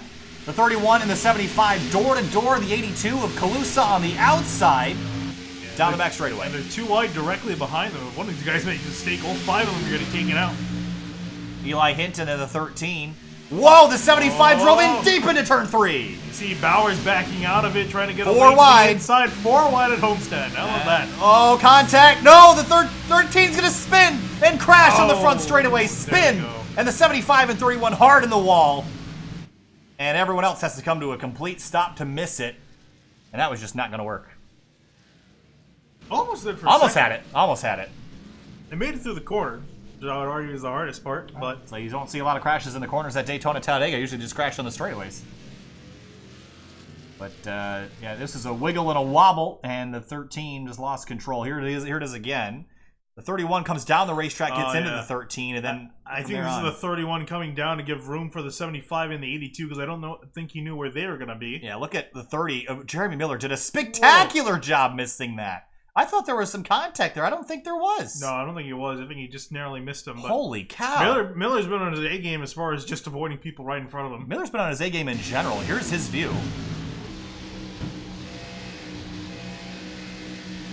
Watch this. This has got to be one of the moves of the year. That is spectacular. Yeah. And he did a good job too of not just locking down the tires, because he would have just skidded right into the 13. He braked just enough to slow down in time. Man, 75 and 31 got hard impacts there to the inside wall. I think Gaba, he might be done for the day. I would wager the 31's probably got some rear suspension damage as well. They're going to slide off into the fence, the high rate of speed here, and that's bare concrete. That's almost certainly going to be a retirement. Eli Hinton. Look at the 4 of Josiah Vincent. He scraped the wall missing it, but got on through. But that 30 car gets a big thumbs up. That was pretty impressive. And I'm sure the 13 of Eli Hinton is pretty thankful as well. Yeah, well, back down on pit road yet again. Ooh, Jeff Wright immediately out of the pits. I think he might have done a 2-tire stop. Yes, a 9.4 second stop, but will be a 2-tire call for him. And behind him, bit of shuffling. The 18 comes out 4th. Yeah, and Angelo Rona Silva maintaining the top 5. So the Dark-Foot guys, really good call for them. Reggie Ortega was running a little bit higher up earlier in the race, and I think he's got the speed to be up there. He just needs a little bit of help.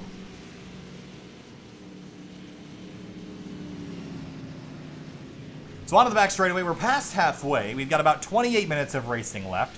We've seen some chaos and carnage. I think our 2 best cars, or actually our 3 best cars, the 19, the 26, or the 18. I want you to pick a driver right now. Tell me why they're going to win and how they're going to do it. I think the 26 is going to do it. I think he's got the aggression he needs really to shine here. I think you're talking about how you really need to be cutthroat at a track like this. Some might argue maybe a little bit too much aggression out of his car, but I think, again, he's got what it takes to... And we saw him lead early on. He's been really good at defending at a track like this, which is important. Again, the problem is now he's stuck in 3rd. He's got to get that lead back.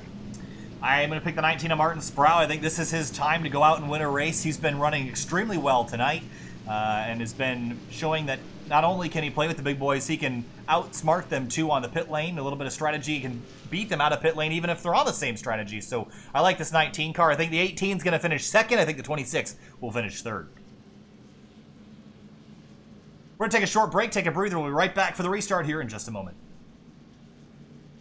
It's the annual All-American 400, November 2nd and 3rd. On Saturday, it's all-quarter division, super trucks, qualifying late models, and last chance races. Bring the kids for trunk or treat at admission. Kids in Halloween costumes get in free. First green flag at 5:30. Then on Sunday, it's the 35th annual All-American 400 with drivers from all over the country, including Sterling Marlin and more. 400 laps for the super lates and 100 for the pro lates. The first green flag flies at 1 p.m. Discount tickets now at fairgroundspeedwaynashville.com. It's the All-American 400. Fairgrounds Speedway Nashville, where the legend lives on.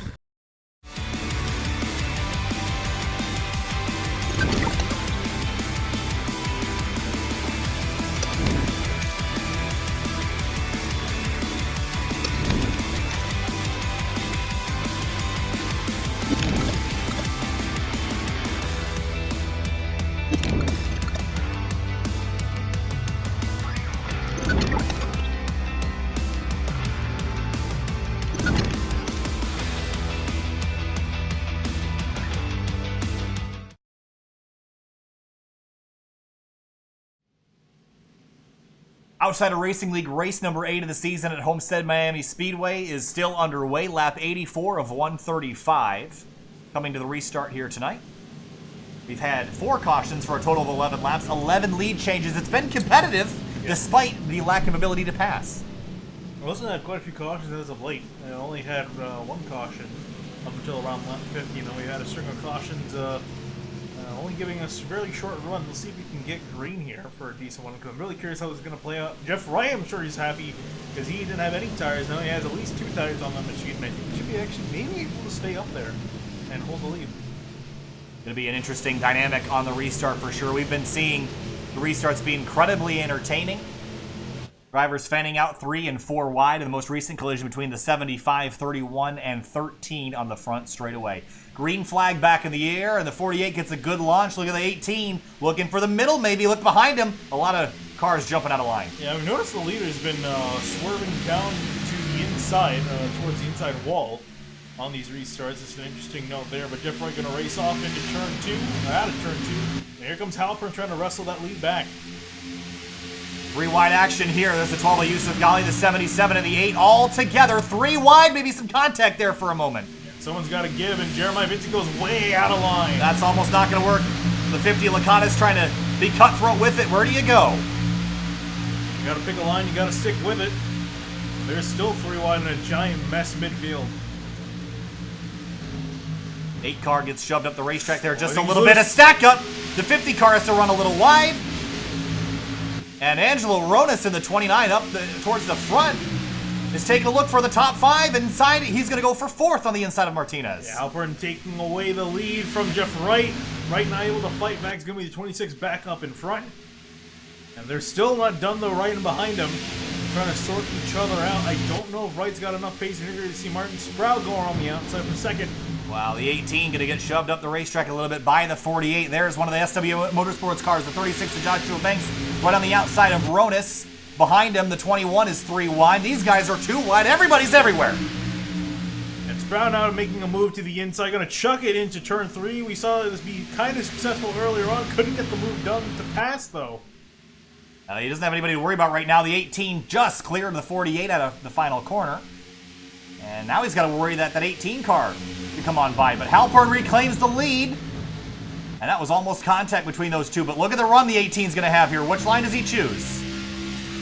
Maybe go to the inside of the 19, but it looks like he's going to just stick in behind. No, he has a look. Oh, yeah, that wasn't going to be a great move there. He'll stay in behind and probably ride the outside lane. Big slide for the 19 for the middle of the corner.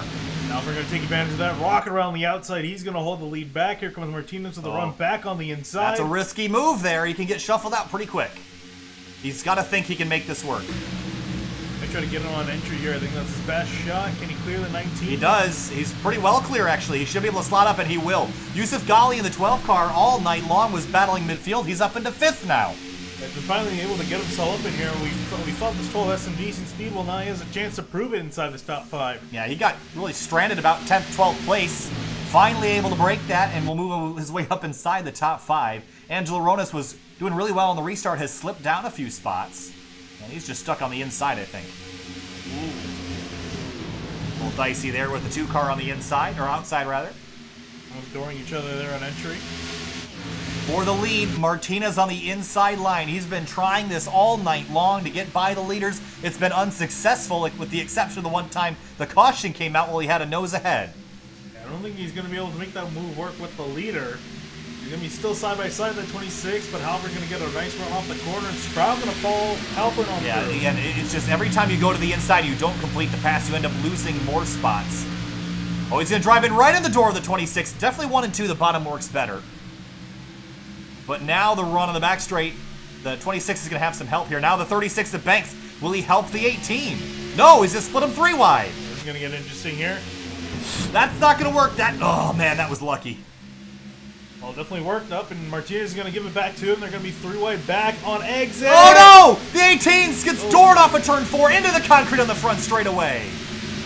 We stay green, but the 18 car will be done for the night. And no caution still. Yeah, no caution. Now he's gotten back rolling when no one's around him. And we'll stay green, but we're going to go back and take a look at how that happened.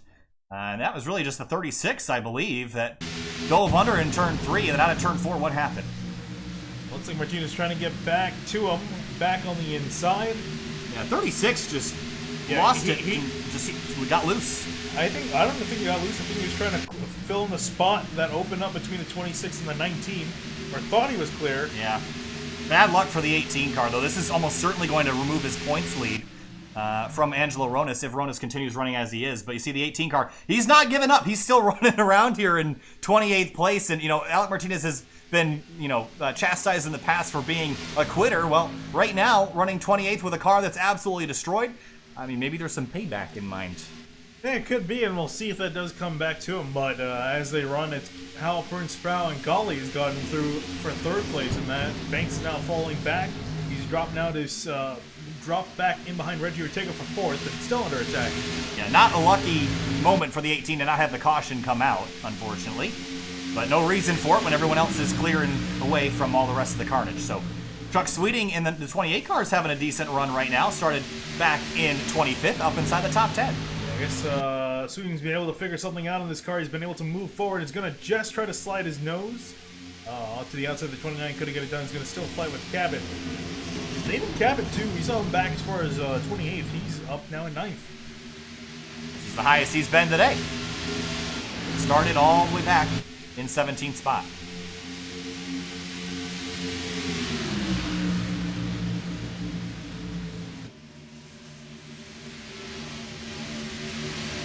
Lap number 96, closing in on 40 laps to go for the leaders. Halpern out front, Martin Sproul in second, Yusuf Ghali in third, Reggie Ortega up to 4th, Banks right, Stope for Ronas, Sweeting, Cabot, the rest of your top 10.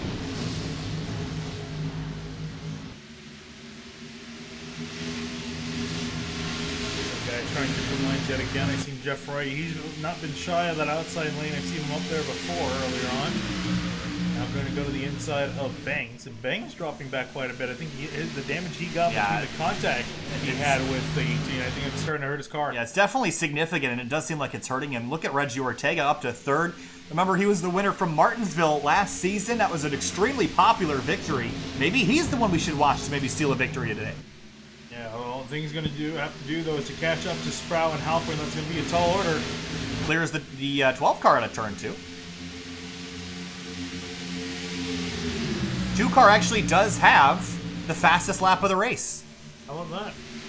A 31.306. That is the best lap that anybody has run so far today, an average of 170.058 miles an hour. Actually, is there someone that beat that? Yeah, look at Chuck Sweeting, 31.224. Oh, okay, so Sweeting ran a little bit quicker. So Ortega has the 2nd fastest lap of the race. But right now, I'd argue that for the 2 car, it's going to be more important to be running quicker by yourself because he's got to go chase down 2 leaders that are trying to draft away from the rest of the pack. Yeah, indeed. Look at this giant pack forming up with these guys. 3 wide in behind them, Banks to the outside, Cabot in the middle. That's not going to work. Ugh. Almost contact between Cabot and Eddie Trailer. They're going to save it.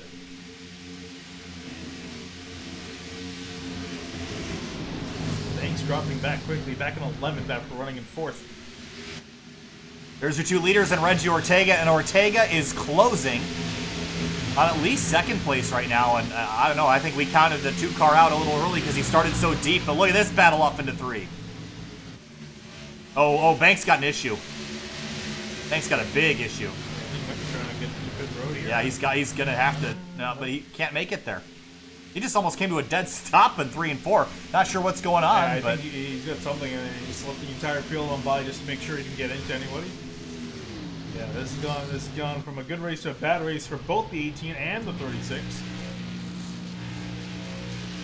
thought the 18 was clutching for a second. I'm gonna ride on board here just for a second. If he's clutching, that's definitely not a good sign. Trying to save fuel, maybe. That would be. Oh, I was thinking of anything. Or just preventing the engine. That's what exploding. I was thinking. I don't know if he would be in a position to save fuel for the way that car is. Yeah, it really wouldn't do him a whole lot of good, would it?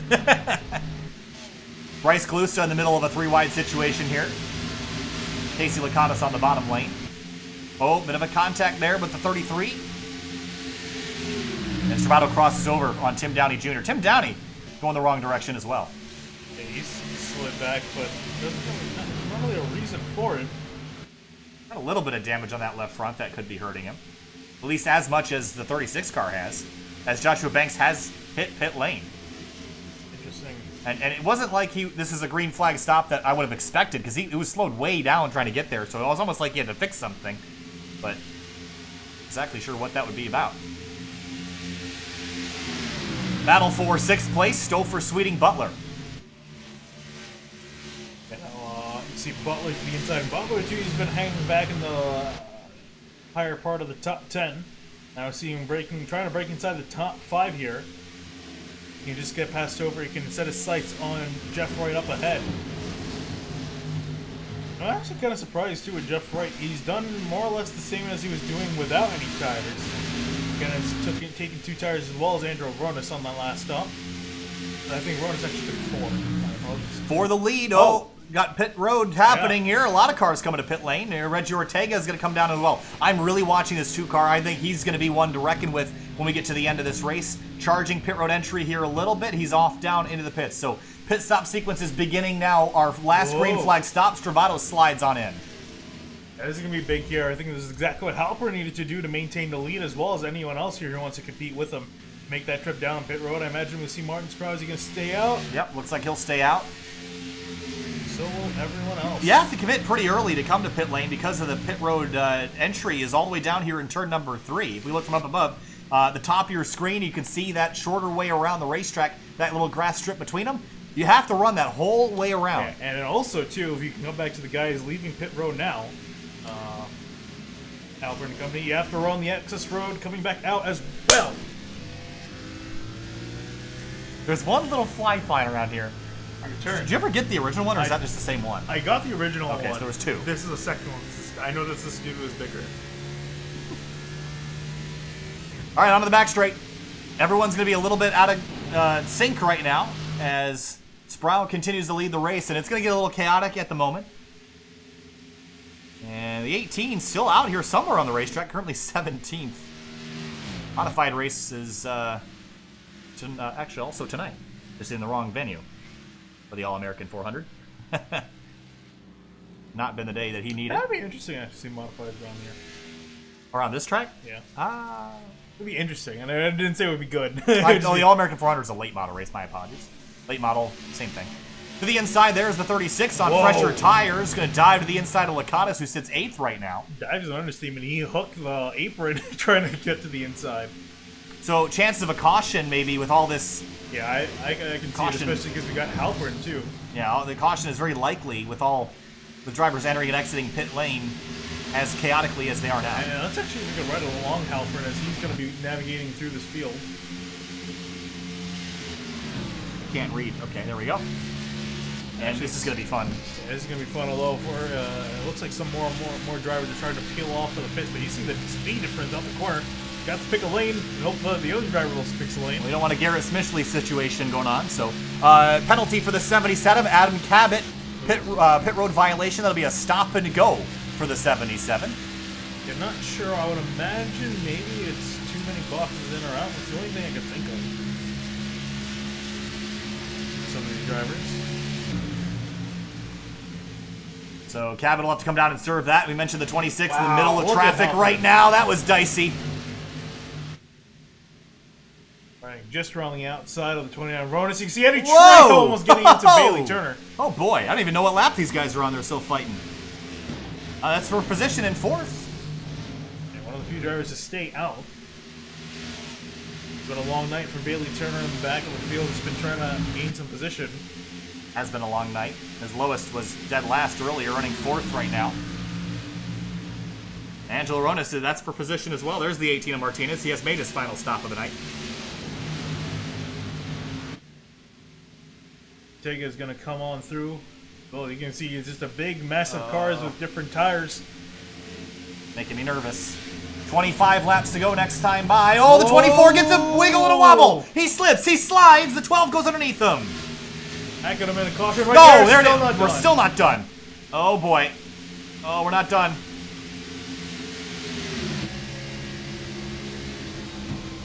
And he'll let him go. That was, I thought we were going to see someone get Matt Kenseth. Yeah, I thought we were going to see a punt there too. Oh boy. We'll stay all clean and green and we'll continue. For now. For now. Jeff Wright is the leader in that 48 car. Yeah, he's, I guess, committed to staying out there at least a little while longer. These guys can stay out for quite a bit. A lot of these guys came in early because they can't make it to the end. Dicey. Everywhere's dicey. There's the 12. Yusuf Ghali just managed to avoid a disaster. Yeah, honestly, for Jeff Wright, I mean, has 2 wins this season. Might as well, I guess, try something. Wouldn't necessarily hurt to do so. Bailey Turner hits pit lane. That's Lakatos with him. The field's kind of spread out right now, and it's really, I'm not sure who's going to cycle out to be in favor here. AJ Travato leaving pit lane. Jeff Wright is your current leader. Yeah, to give you reference, Halpern, who should technically, not even technically, should be the leader once this all cycles through, is in 8th. And now just passing Lakatos and Turner puts him up into 6th. Yeah, he's led 76 laps today, by far the most of anybody else. So the top 5 still yet to come down pit road. It's Wright, Trejo, Bowers, Hinton, and Vincent.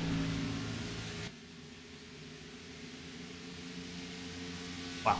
All right, well, this has been, I thought this race was going pretty straightforward until this last pit sequence. Now it's all over the place.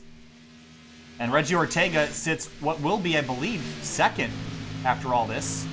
And he's 1.7 seconds behind Zach Halpern. Is he making time? Last time he made up 0.2. This time, a couple hundredths. So gaining a little bit of time on the 26, but he's going to be having to take out a lot more chunks to catch up to him. And these guys are running almost a lap behind the leader. There you can see Jeff Wright coming through the frame, who is currently still in the lead. I think for a lot of these guys too, they might just be trying to run the tank out, hope a caution comes down, and they can come down pit road. We've been running over 30 laps on this stint.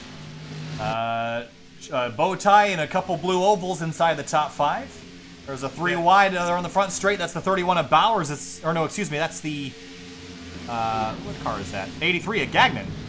My apologies. Up the middle. That is for position.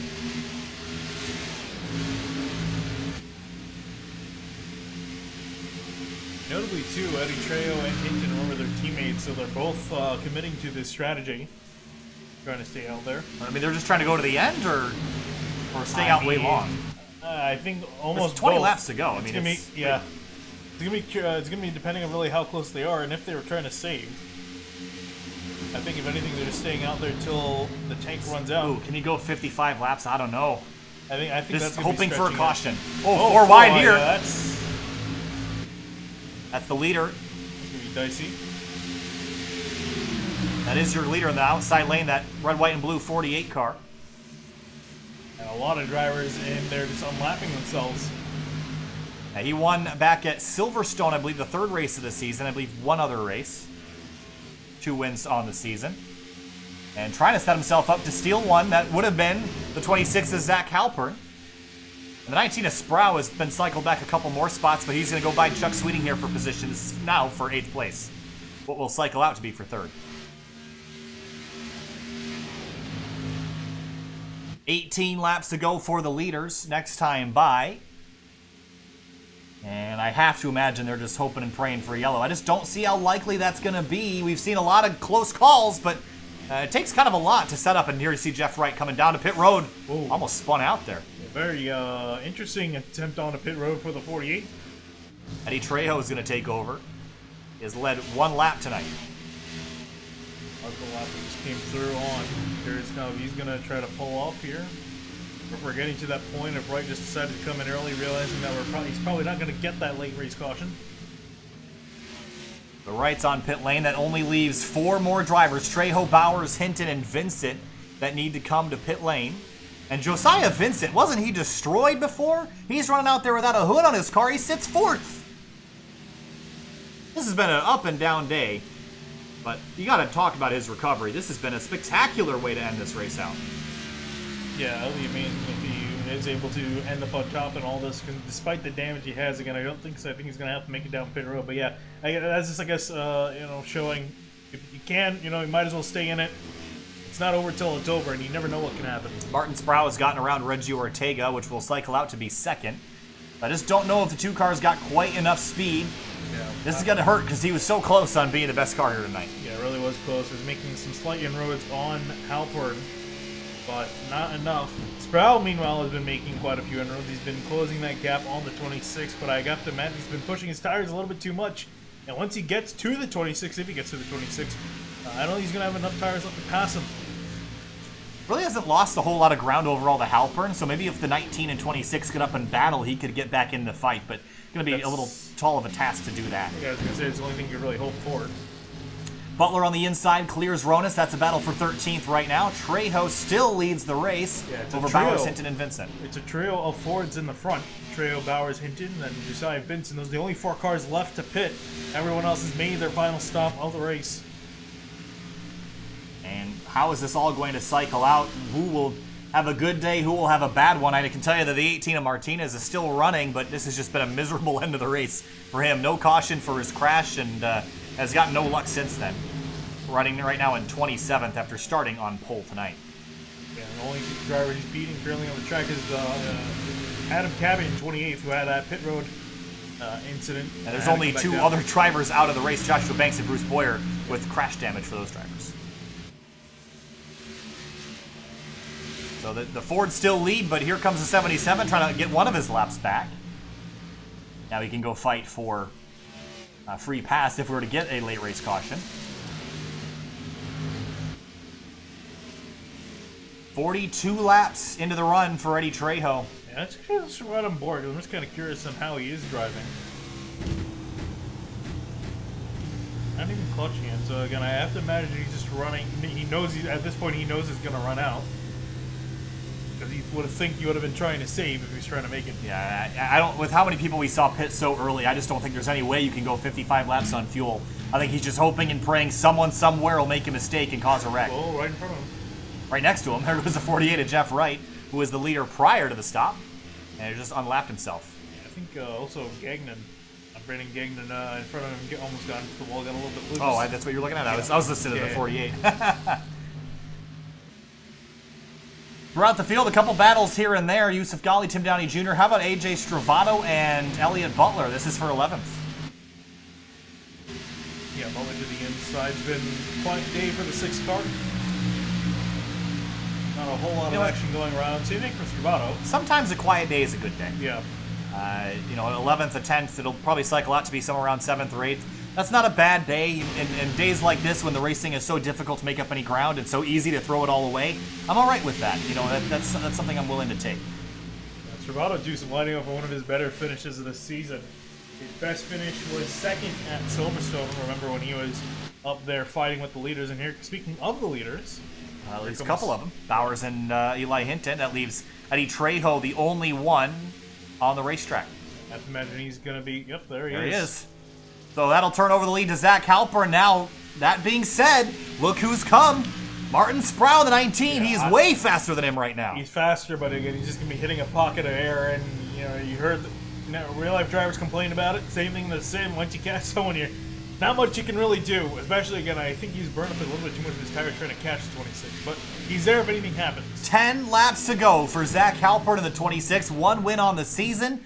He's been slowly improving his performance this year, but Martin Sprouse still winless in this series. Immediately impressed when he came in last season. Now he rides second in the number 19 Chevrolet. And he's only 0.3 of a second away from the lead. It's going to be the hardest bit, trying to get a run on this 26. Halpern, whoa, he's in the fence out of turn 4. A scrape in the wall. It's going to give the 19 a huge run. I think Sprouse, I told you earlier, he'd be the one to beat. Here he comes. Actually, this is both of our picks fighting it out here at the end. With under 10 laps to go, Sprouse gonna have a look to the outside. Halpern running the inside lane. Sprouse building up a run to try to take this one away. It'd be race 8 of the season for Martin Sprouse if he could just get by the 26. Gonna see him building up runs now, and I think he's gonna try to make that pass in the inside in the corner. I don't think Halpern's gonna give him the outside lane. It's, as you said, a wall of air. The rear spoiler on the 26, leaving nothing for the 19 to consume for downforce through the corners. Building up a run is going to be a challenge. He's probably going to have to use the bumper. And this is not a track that you would typically associate with a bump and run, but this is probably what we're going to have to see here if the 19 wants to win this race. Yeah, I was going to say, he doesn't really have a lot of options. Can't really pass him cleanly. That's going to be a really tall order to do. Third place is Reggie Ortega. Fourth is Chuck Sweeting, too far out of the fight. Yeah, but how about it for Chuck Sweeting, though, in the 28? He's had a really good run. Yeah, it started 25th up to 4th. Been a nice, quiet day. Hasn't had anything go wrong. Hasn't had anything go particularly right. 3, pass-through penalty for the 13 for a pit road violation. So Eli Hinton getting snagged. Yeah, I will say his race is kind of ruined, by staying out there so long. I think, again, just hoping that a caution comes out, but it's definitely not going to do him any favors. That was a couple minutes ago. And Zach Halpern going to actually build a bit of a gap on the 19 as the 31 comes on through. 6 laps to go for Martin Sprouse. Up here, this 31's on pace with them. He's trying to unlap himself. Oh, a bit of a bobble there for the 31 mid-corner. This is probably going to slow down the 26 if he is around him for too much longer. See the 19 getting a huge run down the Yeah, straightaway. it's just so frustrating because what can you do? There's not a whole lot you can do. You're just, he's going to push way up the track here. Just trying to build any run he can. Whoa. Trying to use that banking. Again, it picks up a little bit on the exit of turn 4 to let you kind of slide up against the wall, but 2/10 separate them, 5 to go. Downey Enterprises this season, a new team between Tim Downey Jr. and Zach Halpern. Had moderate success last year, but most of the time they struggled. This season they banded together as one in their Toyota Camrys, and now Halpern bordering on his 2nd win of the season, trying to hold back the bow tie of the 19. I think he's going to be fairly textbook with the 26. And I think really all he has to do is just not make a mistake. And he's going to be able to walk away with this, and I'm sure that 19's going to be begging for him to make a mistake and open up a door of opportunity. It's tricky to make a mistake with this much downforce, though, and I think it's going to hurt the 19 more than it's going to help him. Half a second back, he's dropped off. I think he's burned up some tires trying to chase this 26 down. And there's, if you look ahead of the 26, see no lap traffic other than the 31 who just got by him, so they're not going to really run into any factors that could affect this. Yeah, so Sprouse continues to drop off. Unless there's a caution. Always a possibility. Yusuf Ghali, well, might be our possibility right here. Yeah. Oh. 33, 12, 15, battling. Caution! Oh, yeah. Bailey Turner in the 24 in the middle of turn 4. Caution out with 3 to go, green, white checkered. I kind of said it hoping that it would happen, and there you go, commentator's curse. Wow. I don't know why, but I had a feeling that it was going to happen, and there it was, proven right. Wow. 24 car crashed. He started out the night with an accident in turn 3 on lap number 1. He's going to do the Kyle Busch thing and back it up into the garage. Did he actually do? Yes. More than once. So how did this happen? Was there contact here? This is all a gaggle off into turn 3. And maybe with the 4 of Josiah and Vincent. Cuts across, jumps on the brakes, Whoa. and the 4 drove into the back of him. Yeah. And almost had it locked down, and then, oh, man. Just 2 guys running into each other. It's pretty straightforward there, but almost had it saved, and this hurts. Watch this. Oh. Yeah. Really, really hard impact into the outside wall. And here's how it happened again. Just drives off into the corner. Yeah, this is fine. And I think he jumps. Does he jump on the? Oh no, the Ford just kind of drove in and hit him. Yeah, I was gonna say. I think that was malicious there. The way that the Ford drove in, because there's no way that he could have driven into the corner expecting to make it. Was there history here? Is my question. I'd have to imagine so. I don't know if it was immediate.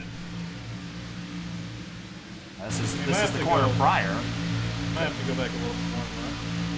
Maybe he was upset just for the chop of his nose here, but I can't see why he would be upset about that. No, that could not have been it. I hope not. Oh, maybe for the block there. That could. This is the lap prior. But I don't know. That's not a very Josiah Vincent thing to do. I don't know. Jury's out on that one. I guess they were sick. I guess, or at least Josiah was sick of the 24. Okay, so actually, you know what? We're going to stay on this replay just for a second. I want to see if anything happens in turn 1. Nope. All right, well, back live. Pit stop's underway and complete already. And there has been a big shakeup in the running order. Let's. I'm kind of curious if we can pull out the things we can see here. Has anyone tried any strategies? Sprouse taking 2 tires. Hey, Trejo, how long has it Stayed out. Oh, and actually, so that's actually. For Eddie Trejo, I love this call for Trejo. I don't think he's gonna be able to win the race. I think he's gonna the same thing that we saw happen to Jeff Wright. I think is gonna happen to him. But he could have got a really good finish out of this, all things said and done. I think he's still got a top 5, top 10 at the least. You know who's really praying for another caution is Alec Martinez. Yeah. He's right now in the free pass position. If he gets another yellow, he'd get that lap back. Well, got 3 attempts if I'm not mistaken. Yeah, at least 2 for that. And Matt White is currently the leader. I don't think he's going to come to pit lane either. I think these guys out front, they're going to commit to it. These front 2, White and Trejo. For better or for worse, they're going to try to stay out and try to steal something away. So that pretty much eliminates everybody's everything we thought was going to happen now goes out the window. I also think there's no way that we only get 1 attempt at green white checker. We're going to get another caution for sure. But I mean, looking down this order, anyone in the top 10 could win this. Anybody in particular stick out to you?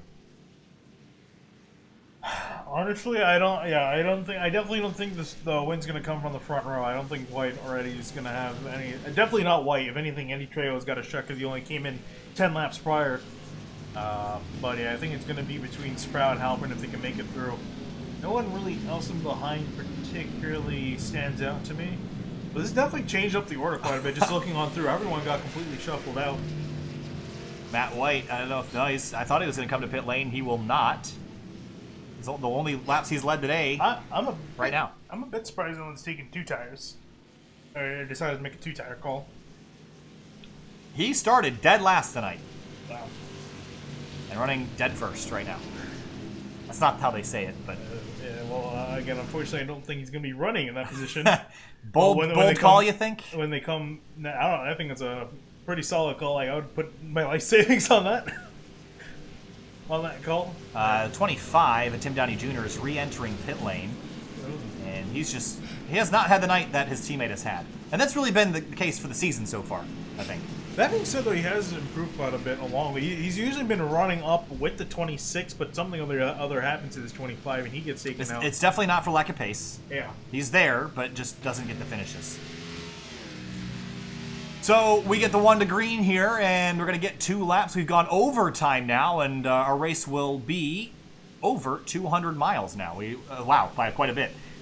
This race originally was 135 laps for 199.6 miles. Now we're going to be at 205.6. 2 to go on our first green-white checkered.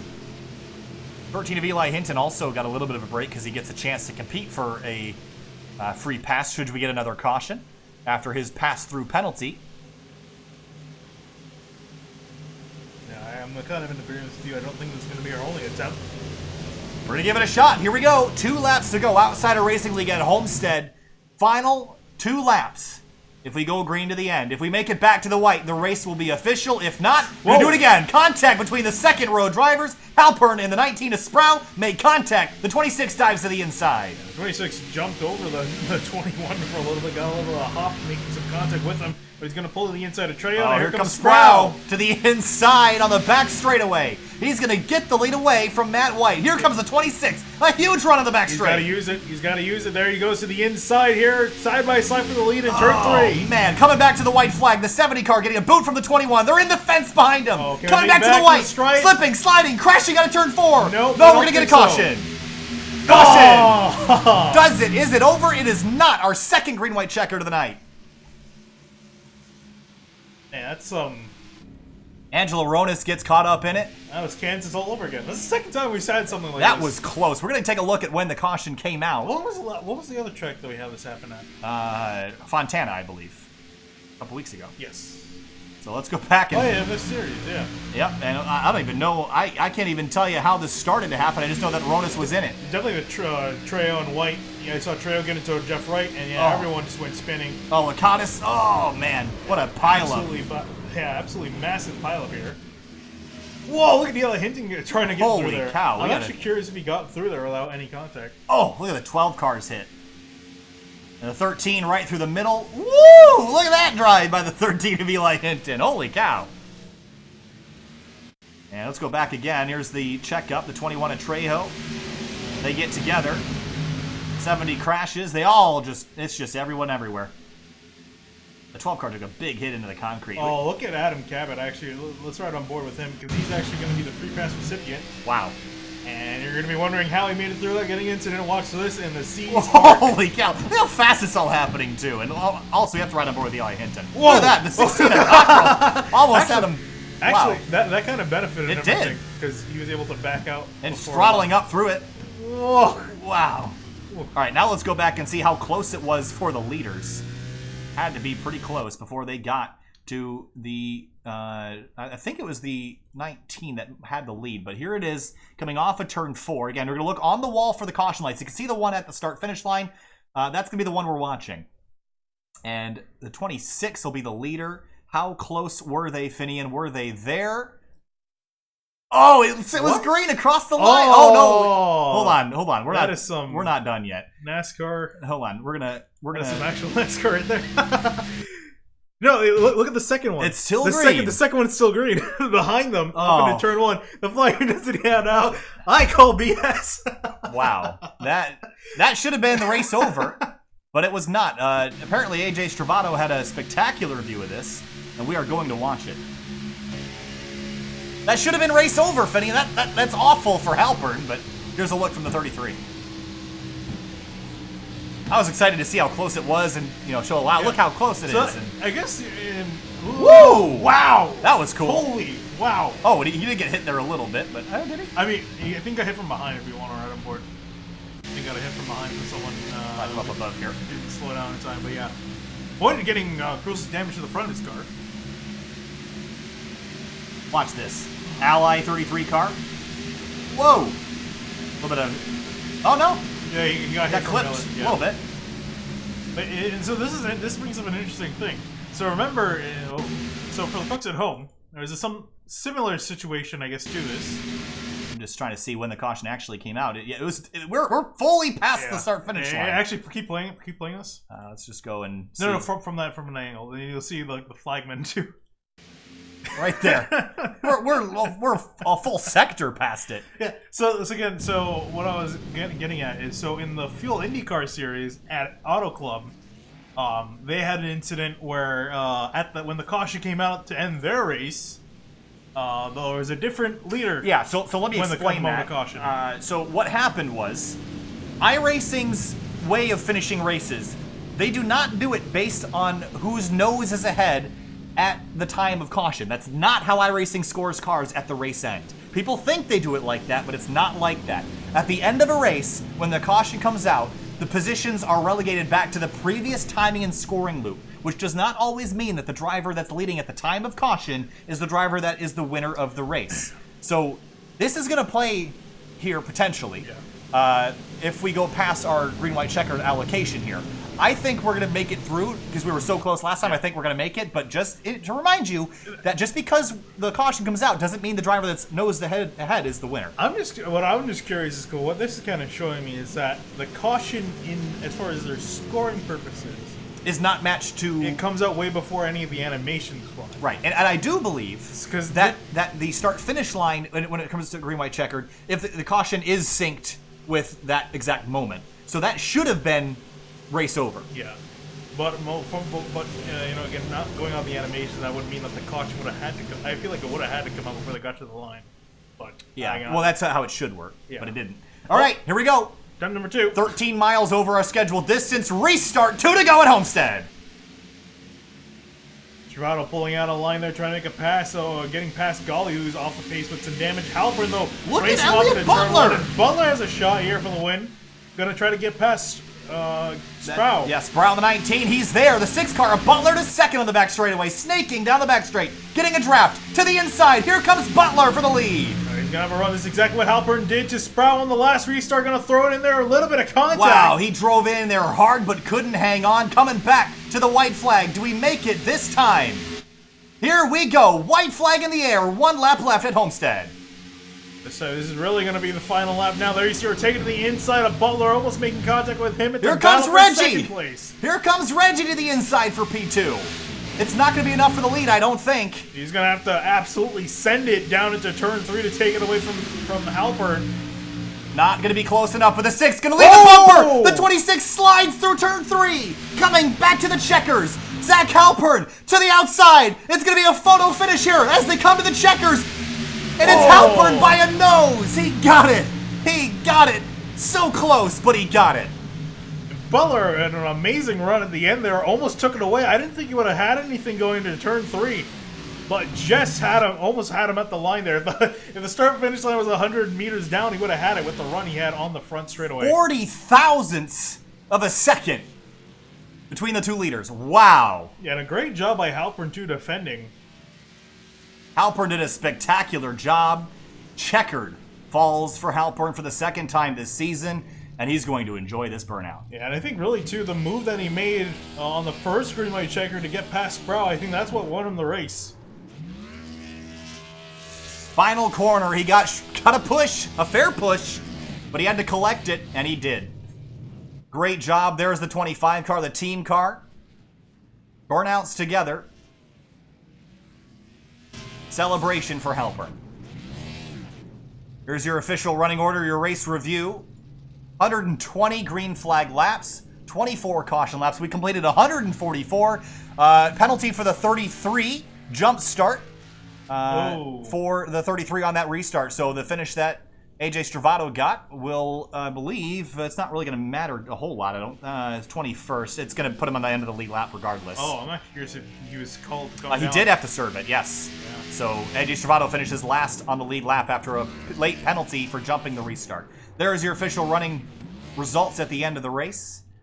We were 9 laps over our scheduled distance. Let's go back and take a look at that incredible last lap sequence of events.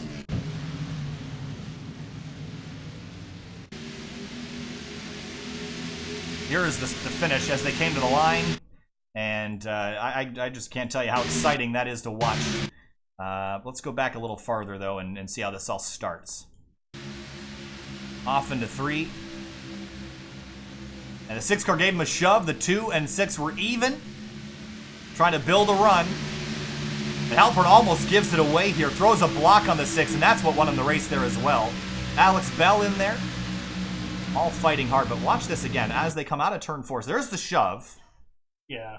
And a very fair push by the 6 car, almost had it perfect. And then out of turn 4, the 6 car is actually going to have a really good run to the middle of the racetrack. If he was able to...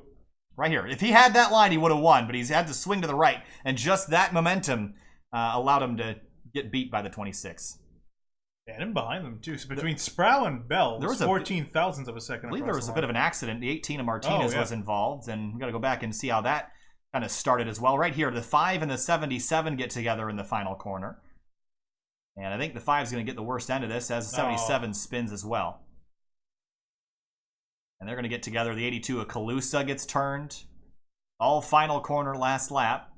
Everyone just throttling up to make it. A couple of cars getting clobbered here. Ronas swinging to the outside. But that is that. And Halpern is your winner. Here's one last look at your race results before we jump to break momentarily to talk to your winner and other drivers. Reggie Ortega pulls out third. Alex Bell comes home in fifth. We're going to jump to break. Stay with us for driver interviews. We'll be right back.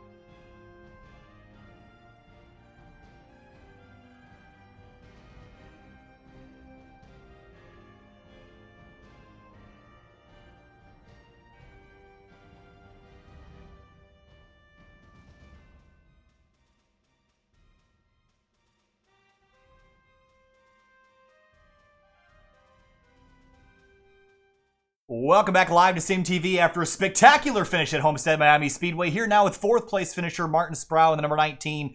Martin, tonight you led 17 laps en route to a fourth place finish. I picked you early in the race as my favorite to win. Just things didn't quite work out. Walk us through your night and those final couple restarts. Yeah, well, from the start, I was just kind of biding my time. The first pit stop, everything was going great. Like, my whole goal going into the night was don't hit the wall, because I've done it like 3 times in a row. Just biding my time. In that pit stop exchange where I stayed out longer, I was hoping to have the fresher tires. And by the time I got to the leader, it evened out. Dirty air, I couldn't do anything with them. And then those last restarts killed me, and 2 tires was not the way to go. Thinking about the tire strategy versus the aero push, I mean, how much are 4 tires worth, and do you think it would make a difference running nose to tail with someone on unequal tires with all that aero push? I think if we were both on 2 tires, it's still dirty air, but you can kind of maneuver. If you can get to the outside, like I got some good runs on the outside, and it would stick. But just 2 tires, you can't turn the center whenever they're on 4. All right, Martin Sproul, 4th tonight after leading 17 laps. Probably could have had a car to beat, but finishes inside the top 5. Martin, nice job. We'll see you later. Thank you, guys. All right, we'll move on now to the driver of the number 2 car, Reggie Ortega. Comes on home in third tonight. Thought you might have had something in the middle of the race there, then on the last lap. Very close, but no cigar tonight, Reggie. Walk us through your night and your climb up through the field. Yeah, I definitely had a really good long run car, and I was really hoping no cautions were going to come out. Um, that bottom really, really worked out for me.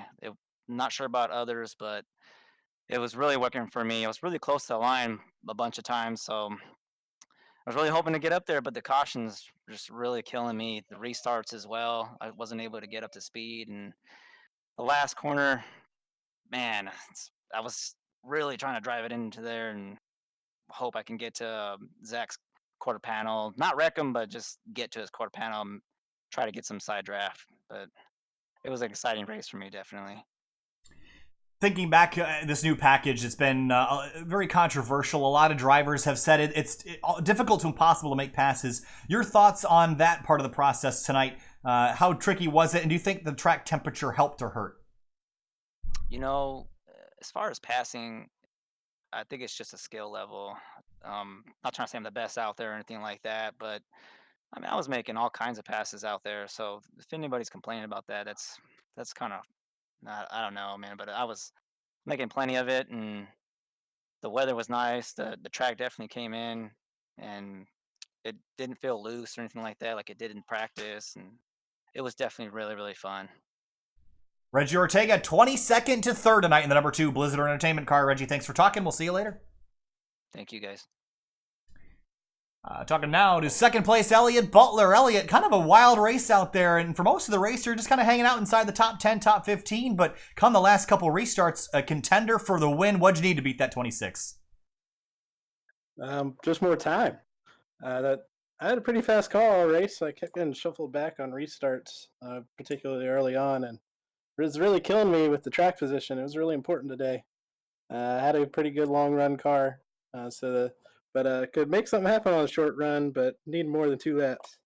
Down in turn number 3, you laid the bumper to the 26. How much more do you think you needed to give him to really have a shot at beating him out of turn 4? A lap earlier, I should have run him up the track a little bit. He pinched me down real hard, and I let him kill my momentum, and that's why I even had to use the bumper on the last corner. Would have run up there, may have gotten him and won it.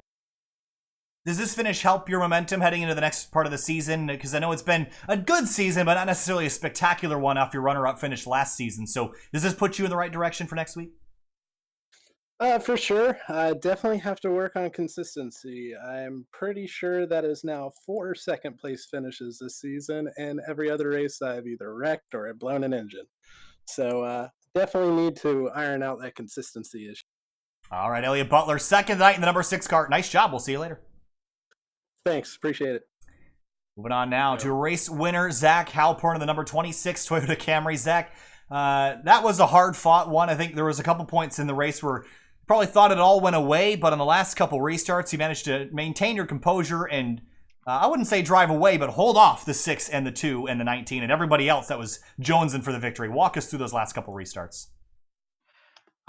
Man, that long run, I was like, Martin was catching up to me, and then it just evened out, and I started pulling away again. And I'm like, sweet, like I got this money in the bag. And then the caution came out, and then green, white, checkered, took tires, so on and so forth. Glad I made the call to take 4 tires there because it definitely helped. And then another caution after I took the lead, and then finally we stayed green. Just great race for me. I can't say enough. Tim had a great race too. Glad he still finished 9th after the mess he went through. It seemed like restart lane choice was an interesting phenomenon. We saw Alec Martinez in the pits kind of gaming the pit road exit to line up on the high side versus the low side. To you, did it matter? And which lane do you think you'd pick in hindsight if you had the lead again coming to the checkers? It's honestly however the race is going at that moment. If the guy on the inside has a run, you want to be on the outside. If the guy on the outside wants to be a run, you want to be on the outside. So I guess I'm saying that you want to be on the outside during the race and then inside on the restarts. That's what seemed to work for me, but could have worked differently for someone else. This team has certainly racked up a couple victories so far. You guys are looking rock solid. In terms of championship contention, do you think that you're now a contender, and what you still need to do better moving forward in the next couple weeks? I would definitely say Tim and I are honestly championship favorites at this point. We are racing very well. We're coming back even after incidents that happen, which is a very important part of staying up in the points. And I just think it's a great year so far, and we're going to be coming for the #1 spot. Hey, congratulations, man. A hard-fought victory. 92 laps led en route to your victory this evening. Zach, congratulations. We're going to talk to you later. Is Alex Bell still around, Finian? I'd like to talk to him if he's around. Thanks so much, Zach. We'll see you later. You're very welcome. Have a good one, guys. You too. I don't know if Alex Bell is still around. I know he was around here earlier. I would have grabbed him and talked to him real quick, but that's okay. Remember, he was the first caution on lap number 20, went a lap down, ended up fighting all the way back to 5th place, so I'm sure he's pretty happy with how that night went. But, hey, great race again. These guys put on a spectacular show. 6 cautions this evening. Here's one last look at your race review. 144 laps. This race is only supposed to be 135, but a couple overtimes will often do that to you, Finian. Your thoughts on a great race here at Homestead? Yeah, it was really a great race at this track and a very entertaining end to this race. You know, we thought we were almost there. We got that caution with 3 laps to go in the regular distance of this race, and then I had 2 green-white checkers where all hell broke loose. But yeah, it was really entertaining to watch there. Homestead is the next track we're going to for 2 more races this weekend. Tomorrow night, we've got the Yinzer Graphics Unreal Tour Truck Series heading to Homestead for their season finale of 2019. On Monday night, the Race Kings Cup Series heads there as well. So similar things coming up on SimTV. Tomorrow night also, the Indy Elite Series heads to Richmond. And Tuesday, the Fuel Cup Series heads to Indianapolis. Indy Elite heads to Stafford. Grid Life is off. And then Wednesday, the DC Region SCCA heads for round number 2 at Mosport. That's what's coming up the next couple days. We'll see you later. Have a great night.